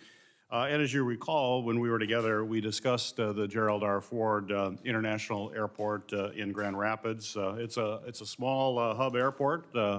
And that is growing, but its 62-year-old tower is a growing safety risk with line-of-sight limitations that are physically limiting the airport from expanding to meet the demand that continues to grow. And I know you have some firsthand experience with that as well. I know that the tower at GRR is one of the many backlogged FAA towers in need of replacement. This administration, without question, has made a lot of promises regarding investments into air traffic control facilities. But unfortunately, I think we're missing some details and we're missing some hard commitments with those kind of broader promises. It's unclear how much money is actually needed to address the tower replacement backlog and to modernize our air traffic control infrastructure, including towers at individual airports across the country. I'm pleased to hear that you are supportive of investments into our ATC facilities. With that, so I just have a series of a few yes or no questions regarding this issue. Yes or no, if confirmed, will you work with us on a plan to replace GRR's tower sooner rather than later? Well, thank you for the question, Senator Peters, and I thank you for the time in your office, by the way, and I have to give a quick shout out for all the folks in Michigan who are watching the hearing today, so they're looking. I will tell you that $12.5 billion is a great start. It's going to take a lot more than that. I have not had the benefit of seeing the plan. I know that Secretary Duffy has all of those details. Hopefully we'll be able to bring that to the transparency before the committee. But $12.5 billion is enough to get started for sure. We have aging infrastructure across the country. I've watched numerous hearings. I've heard the acting administrator testify that there is some rubric, some process, some methodology on how to prioritize the tower. So I would absolutely agree to work with you and see where Grand Rapids is in that process and just make sure we're all on the same page. Well, I appreciate it. And sooner rather than later would be, so all the folks from Michigan watching. Shout out to Western right Michigan now. University. They're watching you right now, so I appreciate that.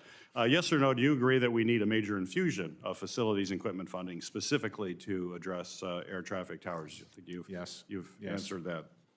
If confirmed, do you commit to sharing with my office exactly how much money is needed to address the entire ATC modernization backlog, including the replacement of outdated towers? So, again, I can't speak for Secretary Duffy. He erected a wall. You know, once I agreed to accept the nomination, I've had zero contact on what's in the plan. I know as much as what I've been able to read. I would like to hope, again, as I've said in my statements, that we'll have absolute transparency, accountability. That's what I'd hope. If we would try to accomplish, if confirmed, obviously, that we'll be able to do that. Yes or no, do you believe that funding for air traffic control modernization should be contingent on closing or consolidating other air traffic control facilities? I don't know. I don't know what's in the plan. I hope in a bipartisan way we can be open to deploying the people's capital in a judicious, wise way. So I'd be willing to work, again, with the Secretary, with the President, with this Commerce Committee to make that happen. Well, if confirmed, would you support the closure of any air traffic control facility without consulting air traffic control staff and representatives from the region, or will you include them in the process? I would think it would make sense to have our controller workforce included in the process. Excellent. Good. So that's a yes. Thank you. Mr. Bedford, you have been outspoken regarding your support for Essential Air Service program, and I want to emphasize again today my concern for Michigan's 9 EAS airports due to the proposed $308 million cut to Essential Air Service. And I know we've had this discussion that attracting service to rural areas holding airlines to their commitments and ensuring that this program receives the necessary funding is going to be a continuing priority for the state of Michigan, second in the country in terms of essential air service to get to all of our areas, particularly in northern Michigan. I know that's not directly within your purview for the FAA, but I think it's likely that you will soon be in the room, if confirmed, when those changes to the program are discussed. So in that scenario, will you commit to me that you're going to continue to advocate for EAS airports and advocate against the kind of cuts that's going to limit service to our rural areas in Michigan as well as around the country? So I believe I saw in Secretary Duffy's testimony his commitment to EAS. It's obviously something I'm passionate about. I did all my flight training at a Flying Cloud Airport in Eden Prairie, Minnesota. I've gone to all of the airports from Bemidji to Brainerd to Duluth. So, keeping these airport communities connected to the system is important.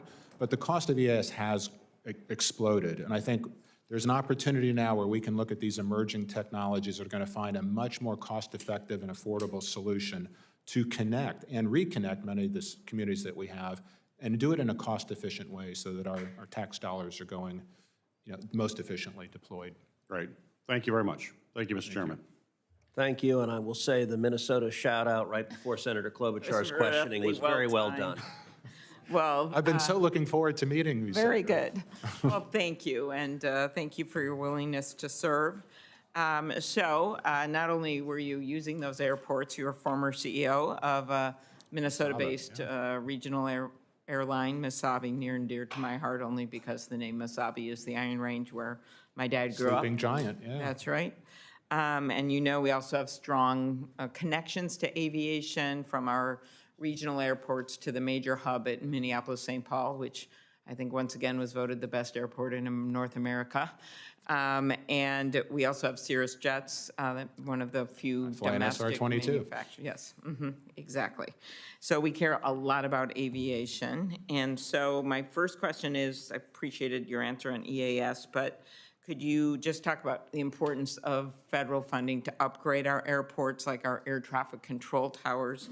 Minnesota is home to one in Duluth that Representative Stauber, my counterpart in the House for that part of our state, have been working on. It's the third oldest one in the country, often floods. And could you talk about the need to upgrade our air traffic controllers? I discussed this with the Secretary when he was sitting in your chair.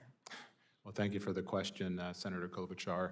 And I hope we get an opportunity to have an office visit. We can have I'm sure we'll make that work, yes. A longer policy conversation. But I think the need is universal and bipartisan. Both here in the House, there's a strong recognition that the system needs significant investment. We seem to have bipartisan support for a down payment of $12.5 billion. We have to be honest, that's not enough. We're going to have significantly more investment. We've talked about, are there budget neutral ways to do that? I think we can for sure look at the $5 billion a year we're investing in sustainment of the current system and look at that as a future savings opportunity. And in an industry, we can present value that back to something that could be over 10 years worth $40 billion of savings to the Treasury. So yes, I think this not only is urgent and necessary and will help, increase our ability to service, emerging technologies, but I do think there's a very strong payback to the Treasury and to the American taxpayer. Good. In your testimony, you mentioned the chronic staffing challenges at our air traffic control centers, and we must ensure our air traffic controllers have the staff they need to keep our skies safe. I did work with former Senator Braun to include a provision in the FAA reauthorization requiring the agency to conduct maximum hiring of air traffic control candidates at the FAA Academy. Secretary Duffy, and as you know, we had seen some increases. Then, of course, came in this kind of across-the-board firings of new employees. Then they were exempted, and some people left. Secretary Duffy has called for a supercharged program for controller hiring, and you have testified you will work to rectify the understaffing. Could you talk about how you will ensure that the FAA is conducting maximum hiring of air traffic controllers? Well, thank you for the question, Senator Klobuchar. So, as you may be aware, we have spent years in tens of millions of dollars developing workforce opportunities for the future. We're doing earn and learn programs as an example for our technical staff. We've deferred abated 50% of the cost of pilot training through our Lift Academy. So it's near and dear to my heart to make sure that we're casting the widest possible net to get the best people we can, to give them the best training that we can and the best tools in order to have the best outcomes. And certainly what the Secretary has shown us a few weeks ago and the big rollout of the system is the tools that we're giving our workforce are unacceptable. So I think we've got some leadership challenges, funding challenges, but these tools are just not acceptable to continue to utilize and have the NASA of the future that's going to be able to take advantage of emerging technologies. Okay. Yesterday, I sent a letter with Senators Duckworth and Warnock requesting that the FAA provide an update on the implementation of the provisions that were included in a bill I'd done with Senator Moran, who I just see is here, to boost the FAA's 625 grant program to recruit and prepare students for aviation careers. Do you believe it is critical to fully fund the FAA at the levels authorized under the FAA bill? Well, thank you for the question. I want to be careful here because I'm not in the FAA, and I couldn't tell you whether the funding is enough or too much. So I'd love to have an opportunity to do the job, do the work, put a critical eye on it, and then get back to you. Okay. Last question is just about, we know the horrific fatal crash very close to where we are now. There was a near miss. One of my staff members was on the plane of a Delta flight, which happened with some military aircraft and a jet bound for Minnesota. It was nearly all my constituents. I led a provision in the FAA reauthorization bill to help planes avoid collisions by ensuring they have the technology to alert pilots, and many of my colleagues, including ones that are here right now, have done similar things. Do you agree that adopting new technologies can assist, and what should we be doing when it comes to these near collisions? Well, thank you for the question. Look, we do have some terrific technologies that are here today that we can implement. There's always going to be points of friction in terms of how we allocate airspace based on equipage. So I think we need to have the stakeholder conversation. I agree we need to get more alerting systems on the cockpit so that it's another level of safety and redundancy for our commercial airline pilots. But we also have to be sensitive that we don't want to inadvertently cut off regional airline markets if their aircraft aren't upgrading. The good news is I think we have solutions for that now that we can pursue and have the best of both worlds. Very good. And I will tell you, I've been very impressed how all the grandchildren have remained in control. Some of them are wandering around, but not by themselves. I haven't been able to see, but you should know we have a couple of Eden Prairie born children here too. Okay, excellent, very good. Thank you, and now I think Senator Blackburn is next. Yes, indeed. Thank you, Senator Klobuchar. And I want to add my condolences and my thanks to the families that are here today from the DCA crash and the Colgate crash. And we appreciate the commitment that you're making to be certain that the skies are safe and that passengers are going to be safe. We want to welcome you. Congratulations, Mr. Bedford. And indeed, I think the children, the babies deserve a treat, as we call it at my house, with the little ones when this is over. You and I talked briefly when we visited about pilot retirement age. We did. And this is an issue that comes up repeatedly because people are so frustrated. They go to get on a flight and the crew is timed out. They don't have a flight. Everybody is there, the plane is there, and they end up waiting a couple of hours to get a pilot.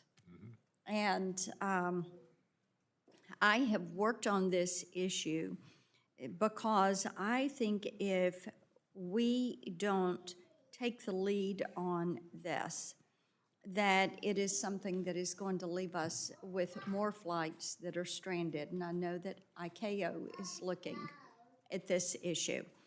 So I would like for you to talk just a little bit about that issue and how you would approach the pilot retirement age? So thank you for the question, and thank you for the time in your office, by the way. Sure. It was lovely. This was a big issue during the whole FAA reauthorization debate. There was, and can't remember which side of the legislature it was in, the House or the Senate, but we had age 67 in at one point, and it didn't make its way through reconciliation. We had a lot of debate on the merits of it, which are, I think, pretty clear that we have really experienced pilots that still have a lot of gas in the tank, desire to serve, and a lot of mentoring that they can bring to the table for the younger workforce that we're developing for the future. So those that wish to serve, having an arbitrary mandatory retirement age doesn't seem like the right answer to me. But then there's the logistics of the fact that these men and women are actually at the top of the fleet food chain. They're flying in the left seat of the most advanced wide-body aircraft across the planet, and that's great.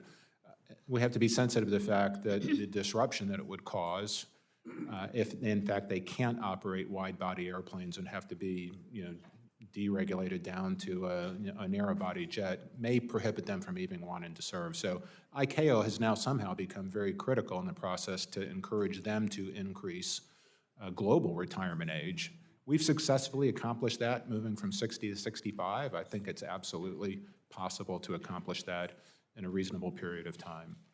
Well, thank you for that.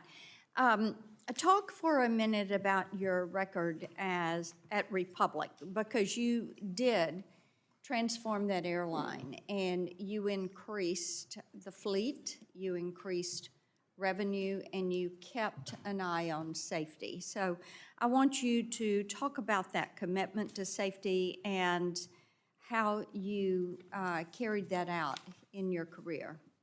Well, thank you for the question, and a quick shout out to some of our Republic pilots that are here. Thanks for the support. It was a collaboration, and it wasn't easy, I'll tell you. We didn't get it all right. We made a lot of mistakes as we were building a business, but we were able to recognize the mistakes we made, correct them, and continue to move on. I think that's a culture that we can bring to the FAA. It's okay to try things and fail, again, not jeopardizing safety, but we can innovate. We won't always get it right, but we'll get a lot of it right, and then stuff that we don't, we can fix and continue to innovate. So I think that was, if you think about all the challenges aviation's faced, 2001, obviously, 9/11, and I have to tell you, the incident and the crash at 5342 brought back a lot of PSTD for me, because we have, almost 150 operations a day at Reagan, and for the first 15 minutes when we got our Mir 3 alert, we had no idea whose aircraft that was. It's a heart-sinking feeling to think it could have been one of ours. So by the grace of God, it wasn't. And again, my deepest sympathies to the families that were affected. So I can tell you that culture is a clear indicator of a lean, agile organization that can manage change and work together. I think it starts from having a vision. We have to have a vision for where the organization is going. What hill are we trying to take? And then we can get our entire workforce to go on that journey with us. We can collaborate. It's not just me saying this. I've read a lot about the FAA organization, many reports, many agency reports that talk about the unwieldy organization structure, multiple spans and layers, silos across the organization. I think there's a lot of opportunity for us to lean into building a better, agile, more collaborative agency. Thank you for that. And I recognize Senator Baldwin, and I turn the gavel to Senator Sullivan. Thank you, Senator Blackburn. I am going to yield a few seconds to Senator Moreno to correct the record. Sure. No, not to correct the record. I just wanted to, Senator Lujan brought up an issue about the families not being able to meet with Secretary Duffy. So I took the opportunity to step outside and called the Secretary. He gave me his chief's cell phone number. So for the families, he's expecting your call. If you could call him at your convenience, and the Secretary is more than happy to meet with you. So I'll hand this to whoever the family representative is so that we can get that meeting scheduled. And he obviously is wanting to do that as quickly as possible. Thank you. Thank you. Mr. Bedford, thank you for being here today. Thank you for the opportunity to meet with you ahead of this hearing to learn more about your priorities for the FAA. As the senator representing Wisconsin on this committee, I would be remiss if I didn't mention how disheartened I was to read about some of your past comments about Milwaukee. It has been reported that you told a group of investors that, quote, "I don't care how cheap you make it, you don't go there unless you have to." Mr. Bedford, you couldn't be more wrong on that account. And if confirmed, I invite you to Milwaukee to come see for yourself all that the city and the state of Wisconsin has to offer. One of the FAA's most successful partnerships is the Contract Tower Program. 265 smaller airports participate in this important air traffic safety program, including 9 in my state of Wisconsin. These towers support rural air service and flight schools across the country, as well as DoD flight training operations and military readiness. What assurances can you give us today that contract towers will be a high priority for you if you're confirmed? Well, thank you for the question, Senator Baldwin, and thank you for the courtesy of the time in your office. I'm going to push back strongly on that quote. I don't know where that came from, because I've got 2 Marquette graduates back here that are going to be very unhappy if I let that stand in the record. I love Milwaukee. I've spent a lot of time in Milwaukee. You know, we tried to save Midwest Airlines in Milwaukee. Right. It was a brutal, brutal competitive environment. And unfortunately, Milwaukee has lost a lot of direct service as a result of that. We used to have service to Omaha and Duluth and Eau Claire and It's how I got to Washington, D.C. as a member of the House, so through Milwaukee. You know, I would love to see a resurgence of opportunity in Milwaukee. So I'm not sure where that quote came from. Maybe I was drinking. I apologize. Contract towers, I utilize them frequently. You know, as my own flight training, I'm flying in places like Anderson, Indiana, Muncie, Indiana, and they're all contract towers. So they, when you think about the fact that we've got thousands and thousands of student pilots, they rely on these contract towers almost exclusively for their flight training. So they're a very vital component of the ecosystem here in the United States. Thank you. Last Congress, I was proud to author provisions in the Federal Aviation Administration Authorization Act that strengthen protections for air travelers with disabilities, many of whom are our nation's veterans. The law includes provisions from my Air Carrier Access Amendments Act to ensure that airplanes are designed to accommodate people with disabilities and that airlines meet accessibility standards, including for individuals who use wheelchairs. Will you commit to enforcing these measures and to working with us to continue to improve passenger safety for all Americans, including those with disabilities? Thank you for the question, Senator Baldwin. If it's the law, of course, we'll enforce it. But I want to tell you that I think I may have shared with you in your office, and I certainly had this conversation with Ranking Member Duckworth. We've had firsthand family experience with mobility challenges when our daughter suffered a spinal cord stroke that rendered her a quadriplegic. So thankfully, by the grace of God, she's recovered about 85% of her mobility. But we absolutely understand. My wife, Maria, runs a foundation that helps people with mobility issues, providing them wheelchair-accessible vans, you know, home upgrades for handicap accessibility. I mean, so this is an issue near and dear to our hearts. I appreciate that.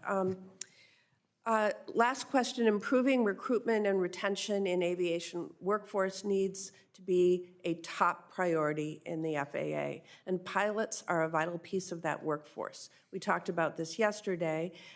We discussed my Flight Education Access Act that I sponsor with, it's a bipartisan bill that Senator Sullivan is a co-sponsor of. It's aimed at increasing student loan limits for students in flight training programs to help make pilots' careers more accessible by addressing the high cost of flight education and training while maintaining our standards for safety. So if confirmed, what strategies will you implement to increase the pipeline of qualified pilots? Well, thank you for the question. We absolutely have had workforce shortages. Pilots have been critical, but also maintenance technicians. So there's a lot of work to do here to convince young people that these are viable careers, transformational careers where you don't have to spend, you know, time in college. So Absolutely. And, we've worked together on granting issues and trying to, get our military veterans an opportunity to come into these transformational careers. So I would love to continue to work with you on that. Thank you, I appreciate that. Next is Senator Sullivan. Thank you, Senator Baldwin. I think I'm chairing, and I'm going to call on myself.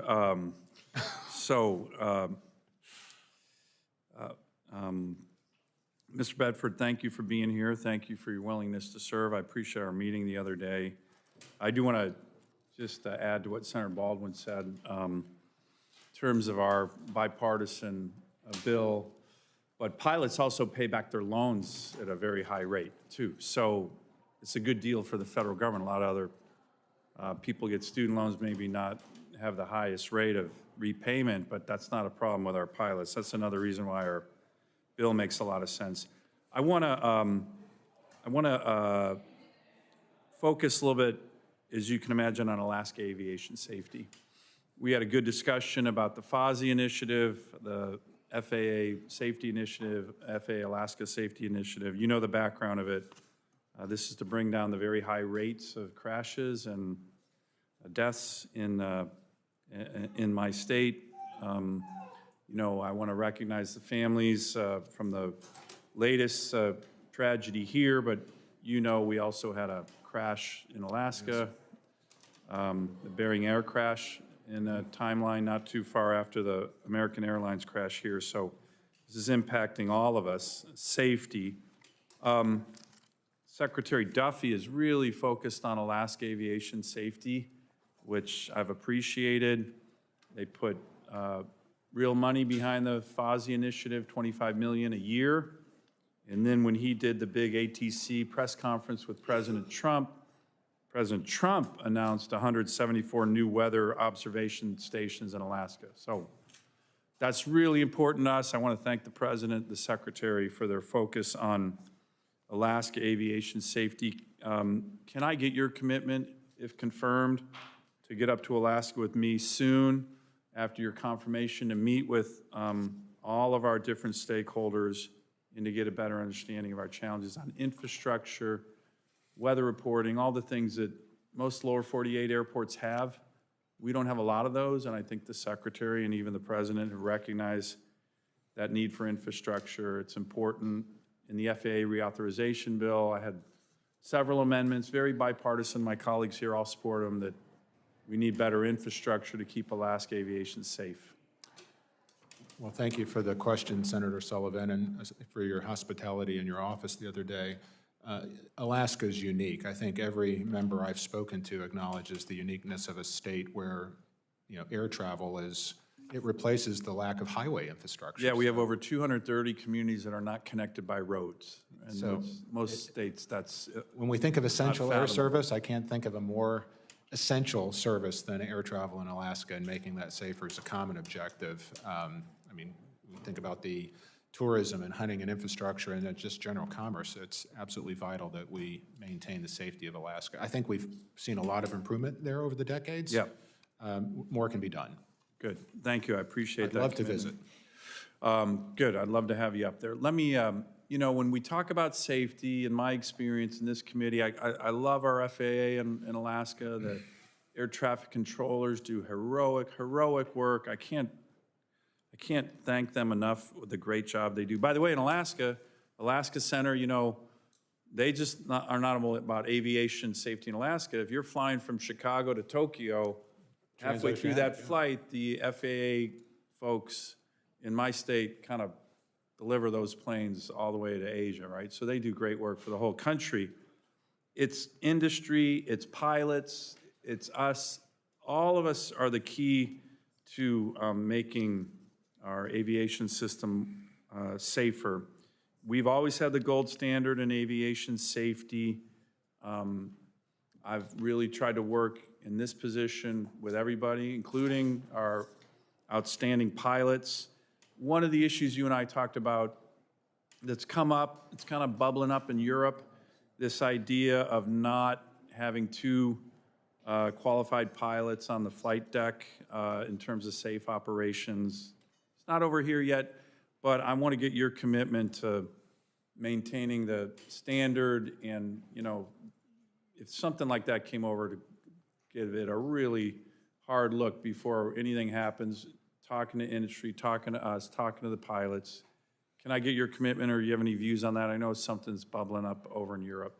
So I tell you, I don't know much about the conversation that's going on in Europe as it relates to single pilot. In fact, not until this confirmation hearing process had anybody ever mentioned it to me before.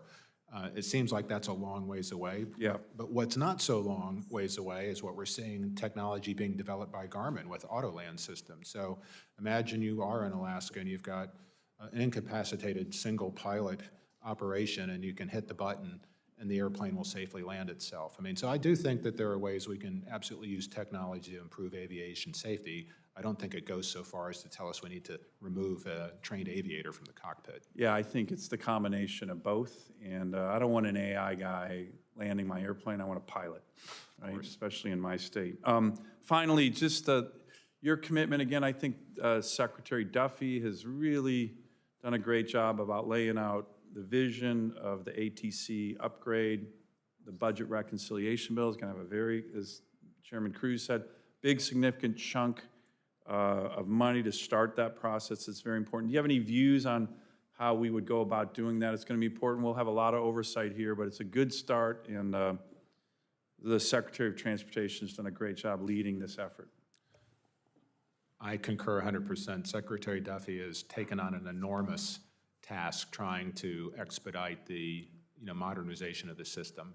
I look forward, if confirmed, to getting in there and giving him another set of hands to get the job done. But as we discussed in your office, I'm going to bring a more commercial approach to FAA modernization, where we use proven practices and disciplines in order to create a project management plan, have an open and transparent request for proposals, evaluate the providers, make sure we get strong contractual commitments on operating on budget and delivering the goods, penalties when they fail to deliver the goods or it's not operating to the specifications.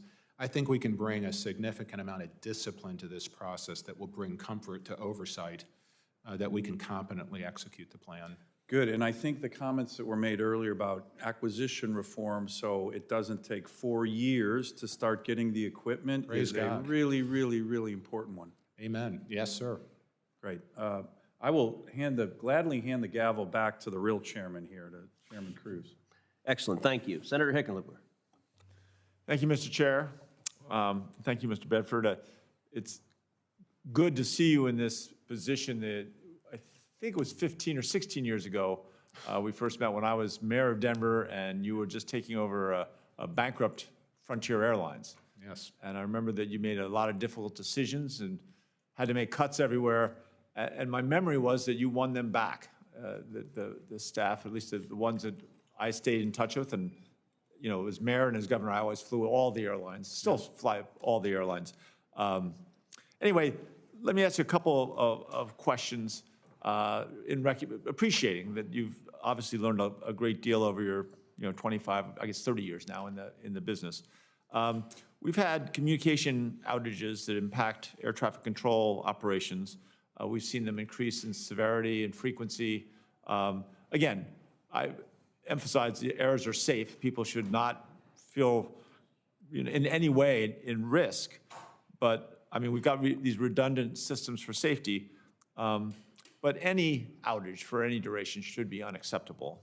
And I think that what we're going to do is, as these news stories proliferate, we're going to erode the trust that we've built over many years. The Denver Air Routes Traffic Control Center recently had an outage that we talked about briefly that impacted primary and backup personnel, communications channels used by ATC personnel. So what ideas, I mean, you've obviously been asked this a million times and are thinking about, what ideas do you have of how we can begin to address this as quickly as possible? Thank you for the question, Senator Hickenlooper, and thank you again for the time. It was great catching up with you. It's been too long. I agree. We need to ensure the public that travel is safe. It is safe. There are multiple layers of redundancy in the system, but we don't want to get to the second, third, and fourth layer of redundancy. We don't want to have our crews having to get on the 121.5 guard frequency in order to talk with another air traffic control system. We don't want them to have to rely on TCAS for traffic guidance and avoidance. So The system is old, it's tired, it needs to be replaced. I just want to let the folks who are watching this hearing know that there has been universal, not broad or significant, but universal support on both sides of the aisle in both chambers that I've spoken to that support modernizing this air traffic. And tied in with this, some of the issues are around transparency, and that the FAA has the question about whether they have accurate records and when do they release them. And I hope that you will commit towards more transparency, earlier release of this information when we have occasions to have concerns. Well, I would add to it, I think one of the challenges we have is a lack of trust.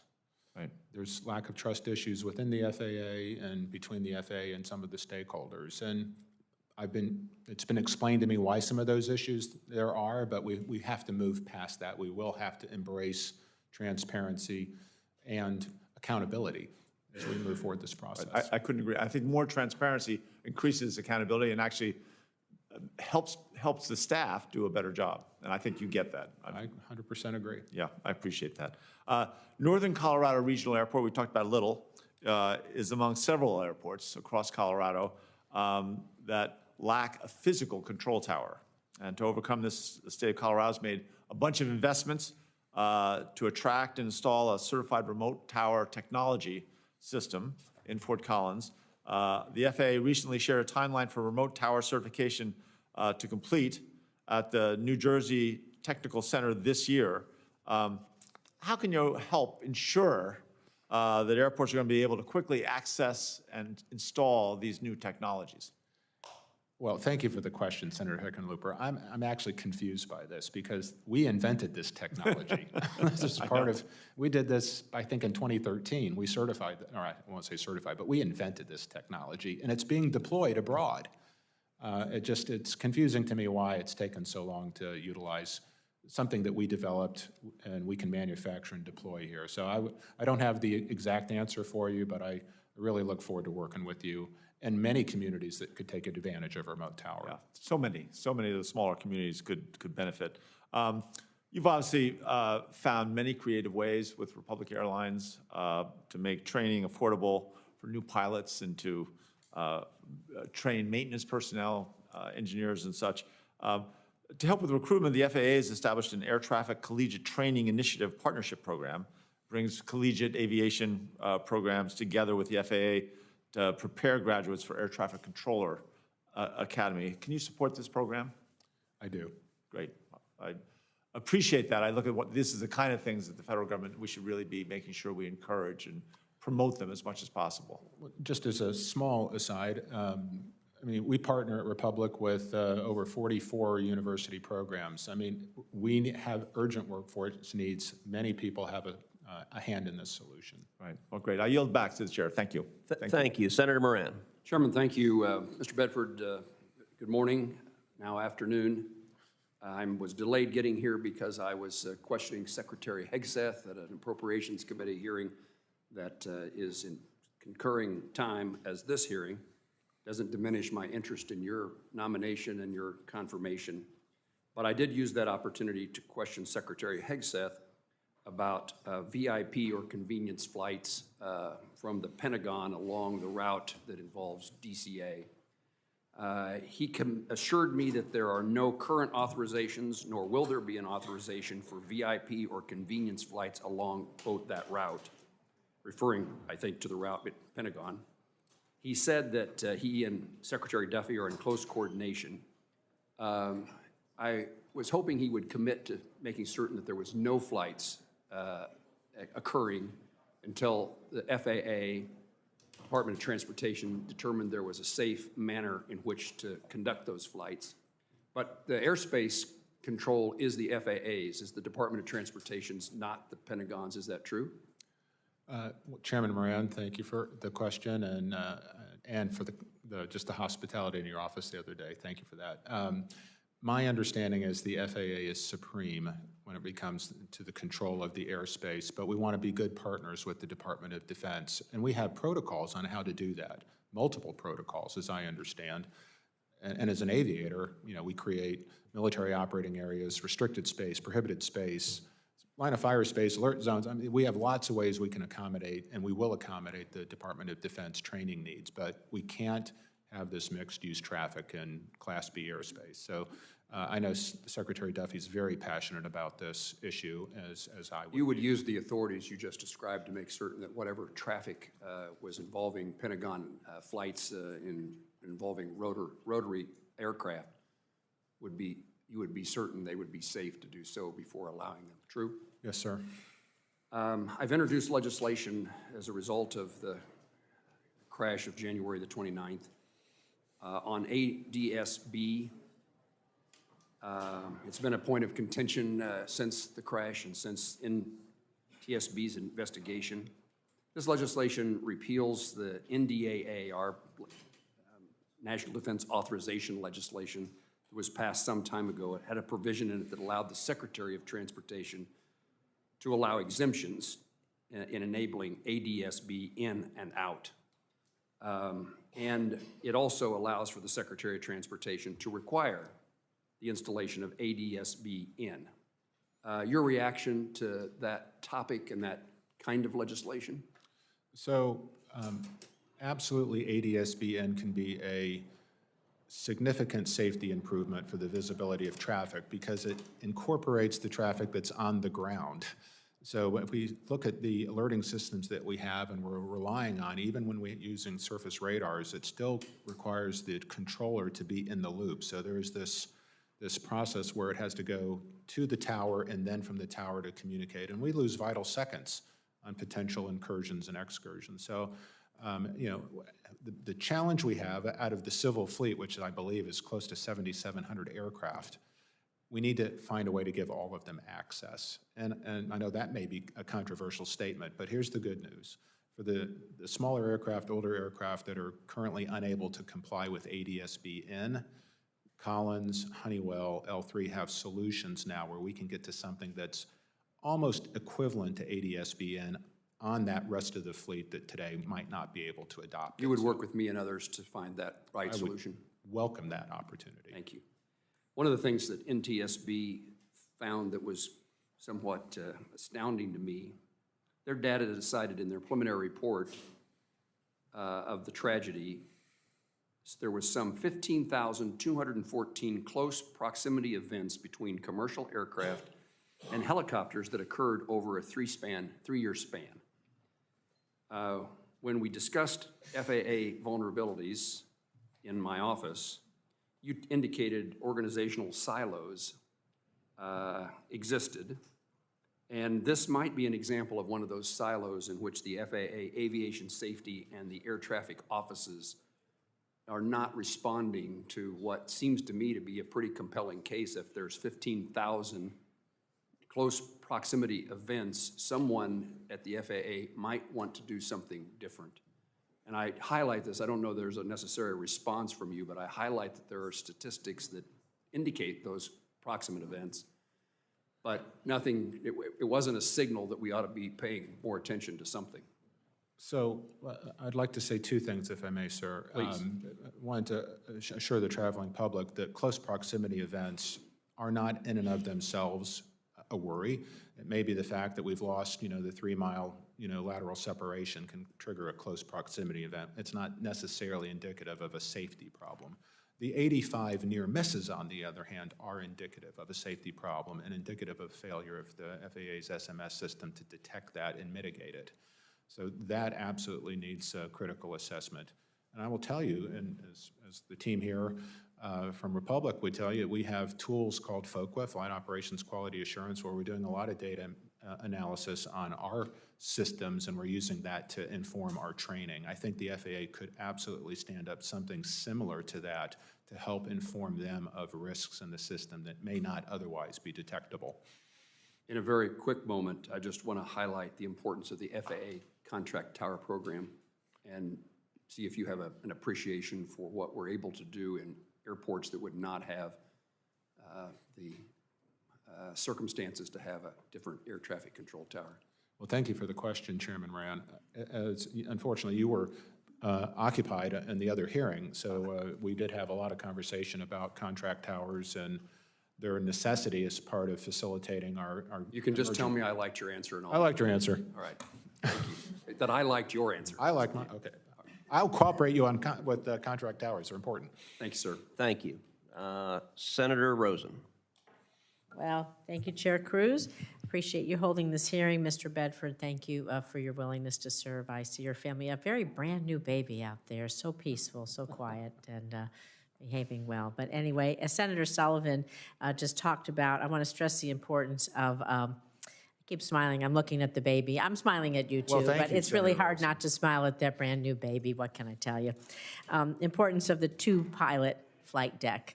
So for decades, the two-pilot flight deck has been the cornerstone of commercial aviation safety in the United States. The presence of both a pilot in command and a second in command ensures redundancy, effective workload management, and it's a critical layer of risk mitigation, I believe, in the event of in-flight emergencies, any system failures or incapacitation. This model has contributed to one of the safest aviation systems in the world. Currently, the EU Aviation Safety Agency is considering a proposal that would allow a single pilot to remain on the flight deck during cruise while the second pilot rests, an initiative they're even taking up before a comprehensive safety study has been completed. And this approach stands in stark contrast to U.S. regulations, which mandate a minimum of 2 pilots for the scheduled air carrier operations. So I have kind of a two-part question. Do you believe it's safe to only allow 1 pilot to remain on the flight deck during any portion of a commercial flight? And when you become the administrator, how would you approach this international pressure or technological proposals that conflict with the long U.S. safety standards? And I would say success here, but we don't have incidences. That means it's working, right? We don't want to find out it doesn't work by having something terrible happen. Well, thank you for the question, Senator Rosen. I can tell you we have some experience in the country with this issue. When we have, you look at the Roselawn accident, it's a situation where a pilot left the cockpit, a flight attendant took the seat, the airplane suffered significant icing, went into a stall spin. I think it would be a pretty heavy lift, to get us to a place where we would welcome that technology. At our Lift Academy, our investment, we invest in a company called Cape Air. I think maybe Senator Markey would be very familiar with Cape Air. We could operate that as a single pilot operation. We put 2 pilots in it. Yeah, thank you. I want to move on to a little bit of Nevada-specific issues because in response to unique airspace challenges at Harry Reid International Airport in Las Vegas, I authored Section 744 of last year's FAA reauthorization that's going to improve the agency's airspace obstruction analysis. The law now requires the FAA to undertake a robust analysis of potential airspace hazards near certain airports due to factors like, well, building hotel construction near runways. You've been to Las Vegas, so many people have. It's a, top vacation destination in the world. And you know the proximity of our hotels to that airport runway. So, however, nearly a year after the reauthorization bill was signed into law, there was little progress in implementing the statutory requirement until I raised it at an oversight hearing last month.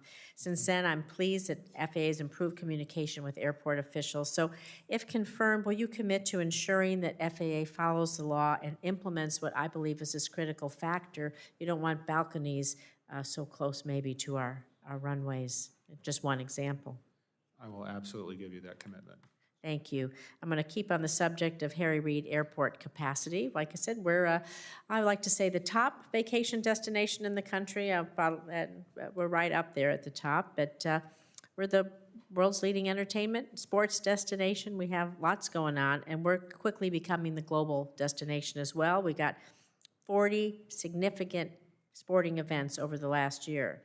We have Super Bowls and World Cups and you name it, and concerts, and these major events, they bring tourists, participants from all over the world. They travel on larger jet planes as well as private jets to our airport. Harry Reid International welcomed over 58 million visitors in 2024, the most in our history, and we want more visitors to come to the Silver State, but at this rate, we're expected to reach capacity within 5 years. We won't be able to handle any more flights. So, we've been working with the FAA for years to build a supplemental airport in Southern Nevada, which the local economy greatly needs.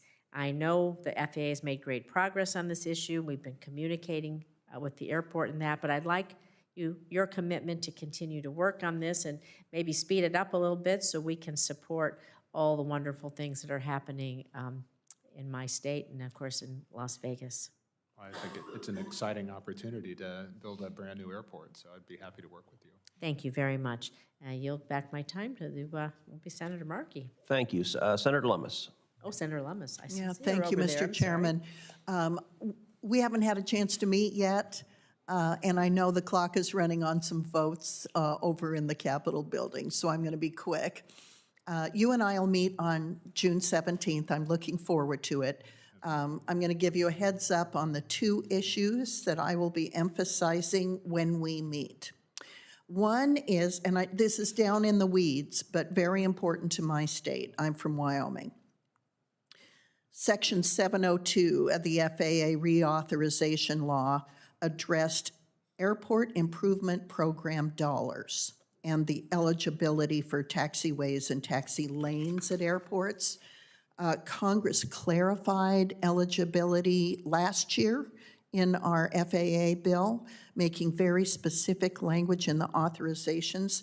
Somebody at the FAA keeps tinkering with that language, and they're making it difficult for small airports, and I'll name one specifically, Rock Springs, Wyoming, to get the airport paving funding it needs, that it's eligible for pursuant to the statutory criteria.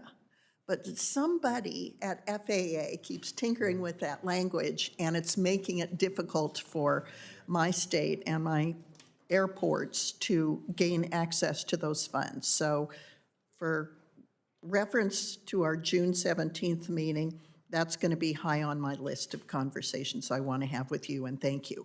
The other one is about weather equipment. So, you know, a lot of weather changes in Wyoming and very major weather changes. So there used to be at the National Weather Service a training program for when the weather technology equipment goes down and someone has to be sent out to repair it. Hours and sometimes days can go by where air traffic is shut down. And so the FAA received the authority from the National Weather Service to train weather observers. It's not, you know, a major meteorologist type training, but it's something that can allow you to understand the cloud cover, the visibility. But it's not happening. The FAA has never implemented this. And so my plea is either implement the program, train some people, or give the program back to the National Weather Service because they were doing it when they had that authorization. So those are the two very specific Wyoming issues that I'll be looking forward to discussing with you on June 17th when we meet. I've read your qualifications. They're tremendous. You obviously have experience working in Western states where weather-related issues are significant, and there are a lot of small airports. Cody, Gillette, Sheridan, Jackson Hole, yes, I've been to all of them. You got it. State, challenging territory to get around. Indeed it is. And you're taking on a heavy load, high profile with all of the technology updates that are necessary. I'm looking forward to working with you hand in hand. And thank you, Mr. Chairman. Thank you. Senator Markey. Thank you, Mr. Chairman, very much. Mr. Bedford, thank you for being here.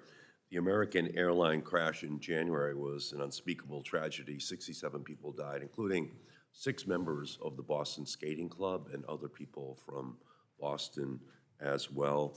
And that crash echoes a plane crash in 1961 where 10 members of the Boston Skating Club were killed. So it's traumatic up in Boston, and that team in 61 was the core of the 1964 Olympic skating team. And so obviously the families of the victims are very, very concerned. They want to make sure that the necessary changes are made for safety. So do you commit to ensuring that the strongest possible safeguards are put in place in order to ensure that this never happens again? Thank you for the question, Senator Markey, and thank you for the hospitality in your office the other day. I had the opportunity to meet with a few of the family members from 5342. They were kind enough to present to us a really well-thought-out document for reform priorities for safer skies. So I think they've got the right approach here. We need to partner with them to fix this problem So once you and think for they all. have the right approach, and you're committing to putting all necessary changes in place? I am. Thank you. Our aviation system is safest and strongest when workers are fairly paid and have a seat at the table for important safety decisions. It is absolutely crucial that the FAA Administrator recognizes the importance of these aviation workers. Mr. Bedford, do you agree that the aviation workforce plays a critical role in the safety and effectiveness of our aviation system? I do, Senator. I'll tell you, we've seen some challenges there too. Aircraft damage on the ramp. We've had loss of life, through poor safety practices around the aircraft. We can do some improvement there. Thank you. And obviously, I'm glad to hear that. At his confirmation hearing here, Secretary Duffy agreed with that assessment and committed to convene airport workers and industry representatives to assess the need for an airport service worker wage and benefit standard. Mr. Bedford, can you commit to following through on Secretary Duffy's promise and convening airport service workers? I can. You can, beautiful. And when might you can make that convocation?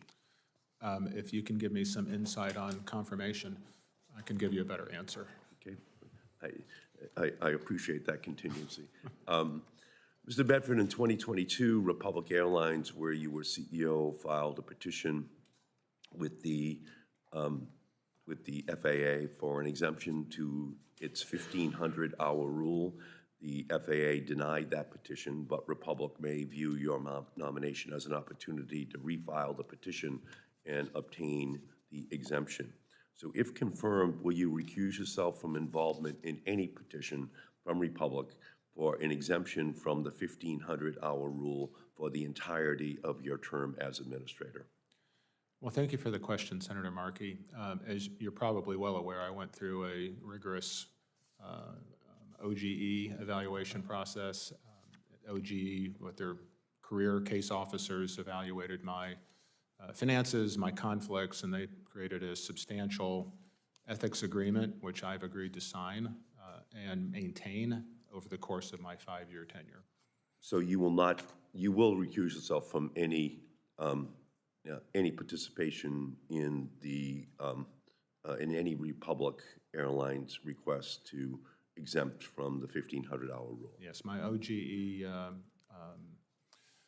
ethics agreement does provide for recusals, which I'll comply with.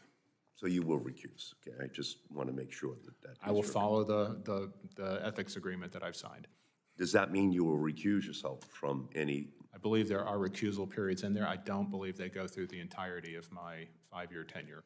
Right, and as you can imagine, because Republic did make that request in 2022, if it comes back again, it would be an overlap with you. Well, and so therefore, it would be cleaner if you just say that you wouldn't go back and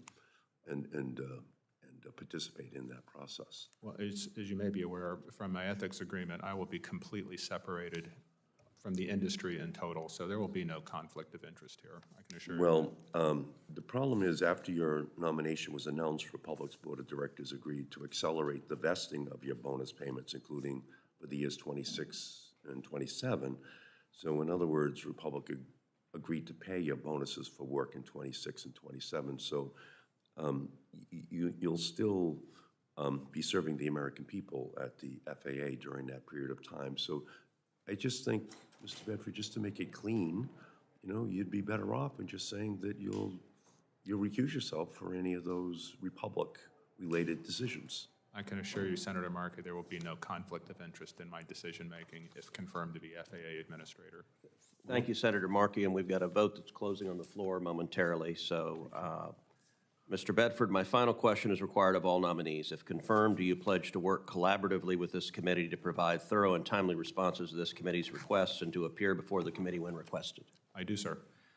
I have letters of support from various organizations for Mr. Bedford's nomination that I ask unanimous consent to be inserted in the hearing record without objection, so ordered. Senators will have until the close of business on Friday, June 13th, to submit questions for the record. The nominee will have until the close of business on Monday, June 16th, to respond to those questions, and that concludes today's hearing.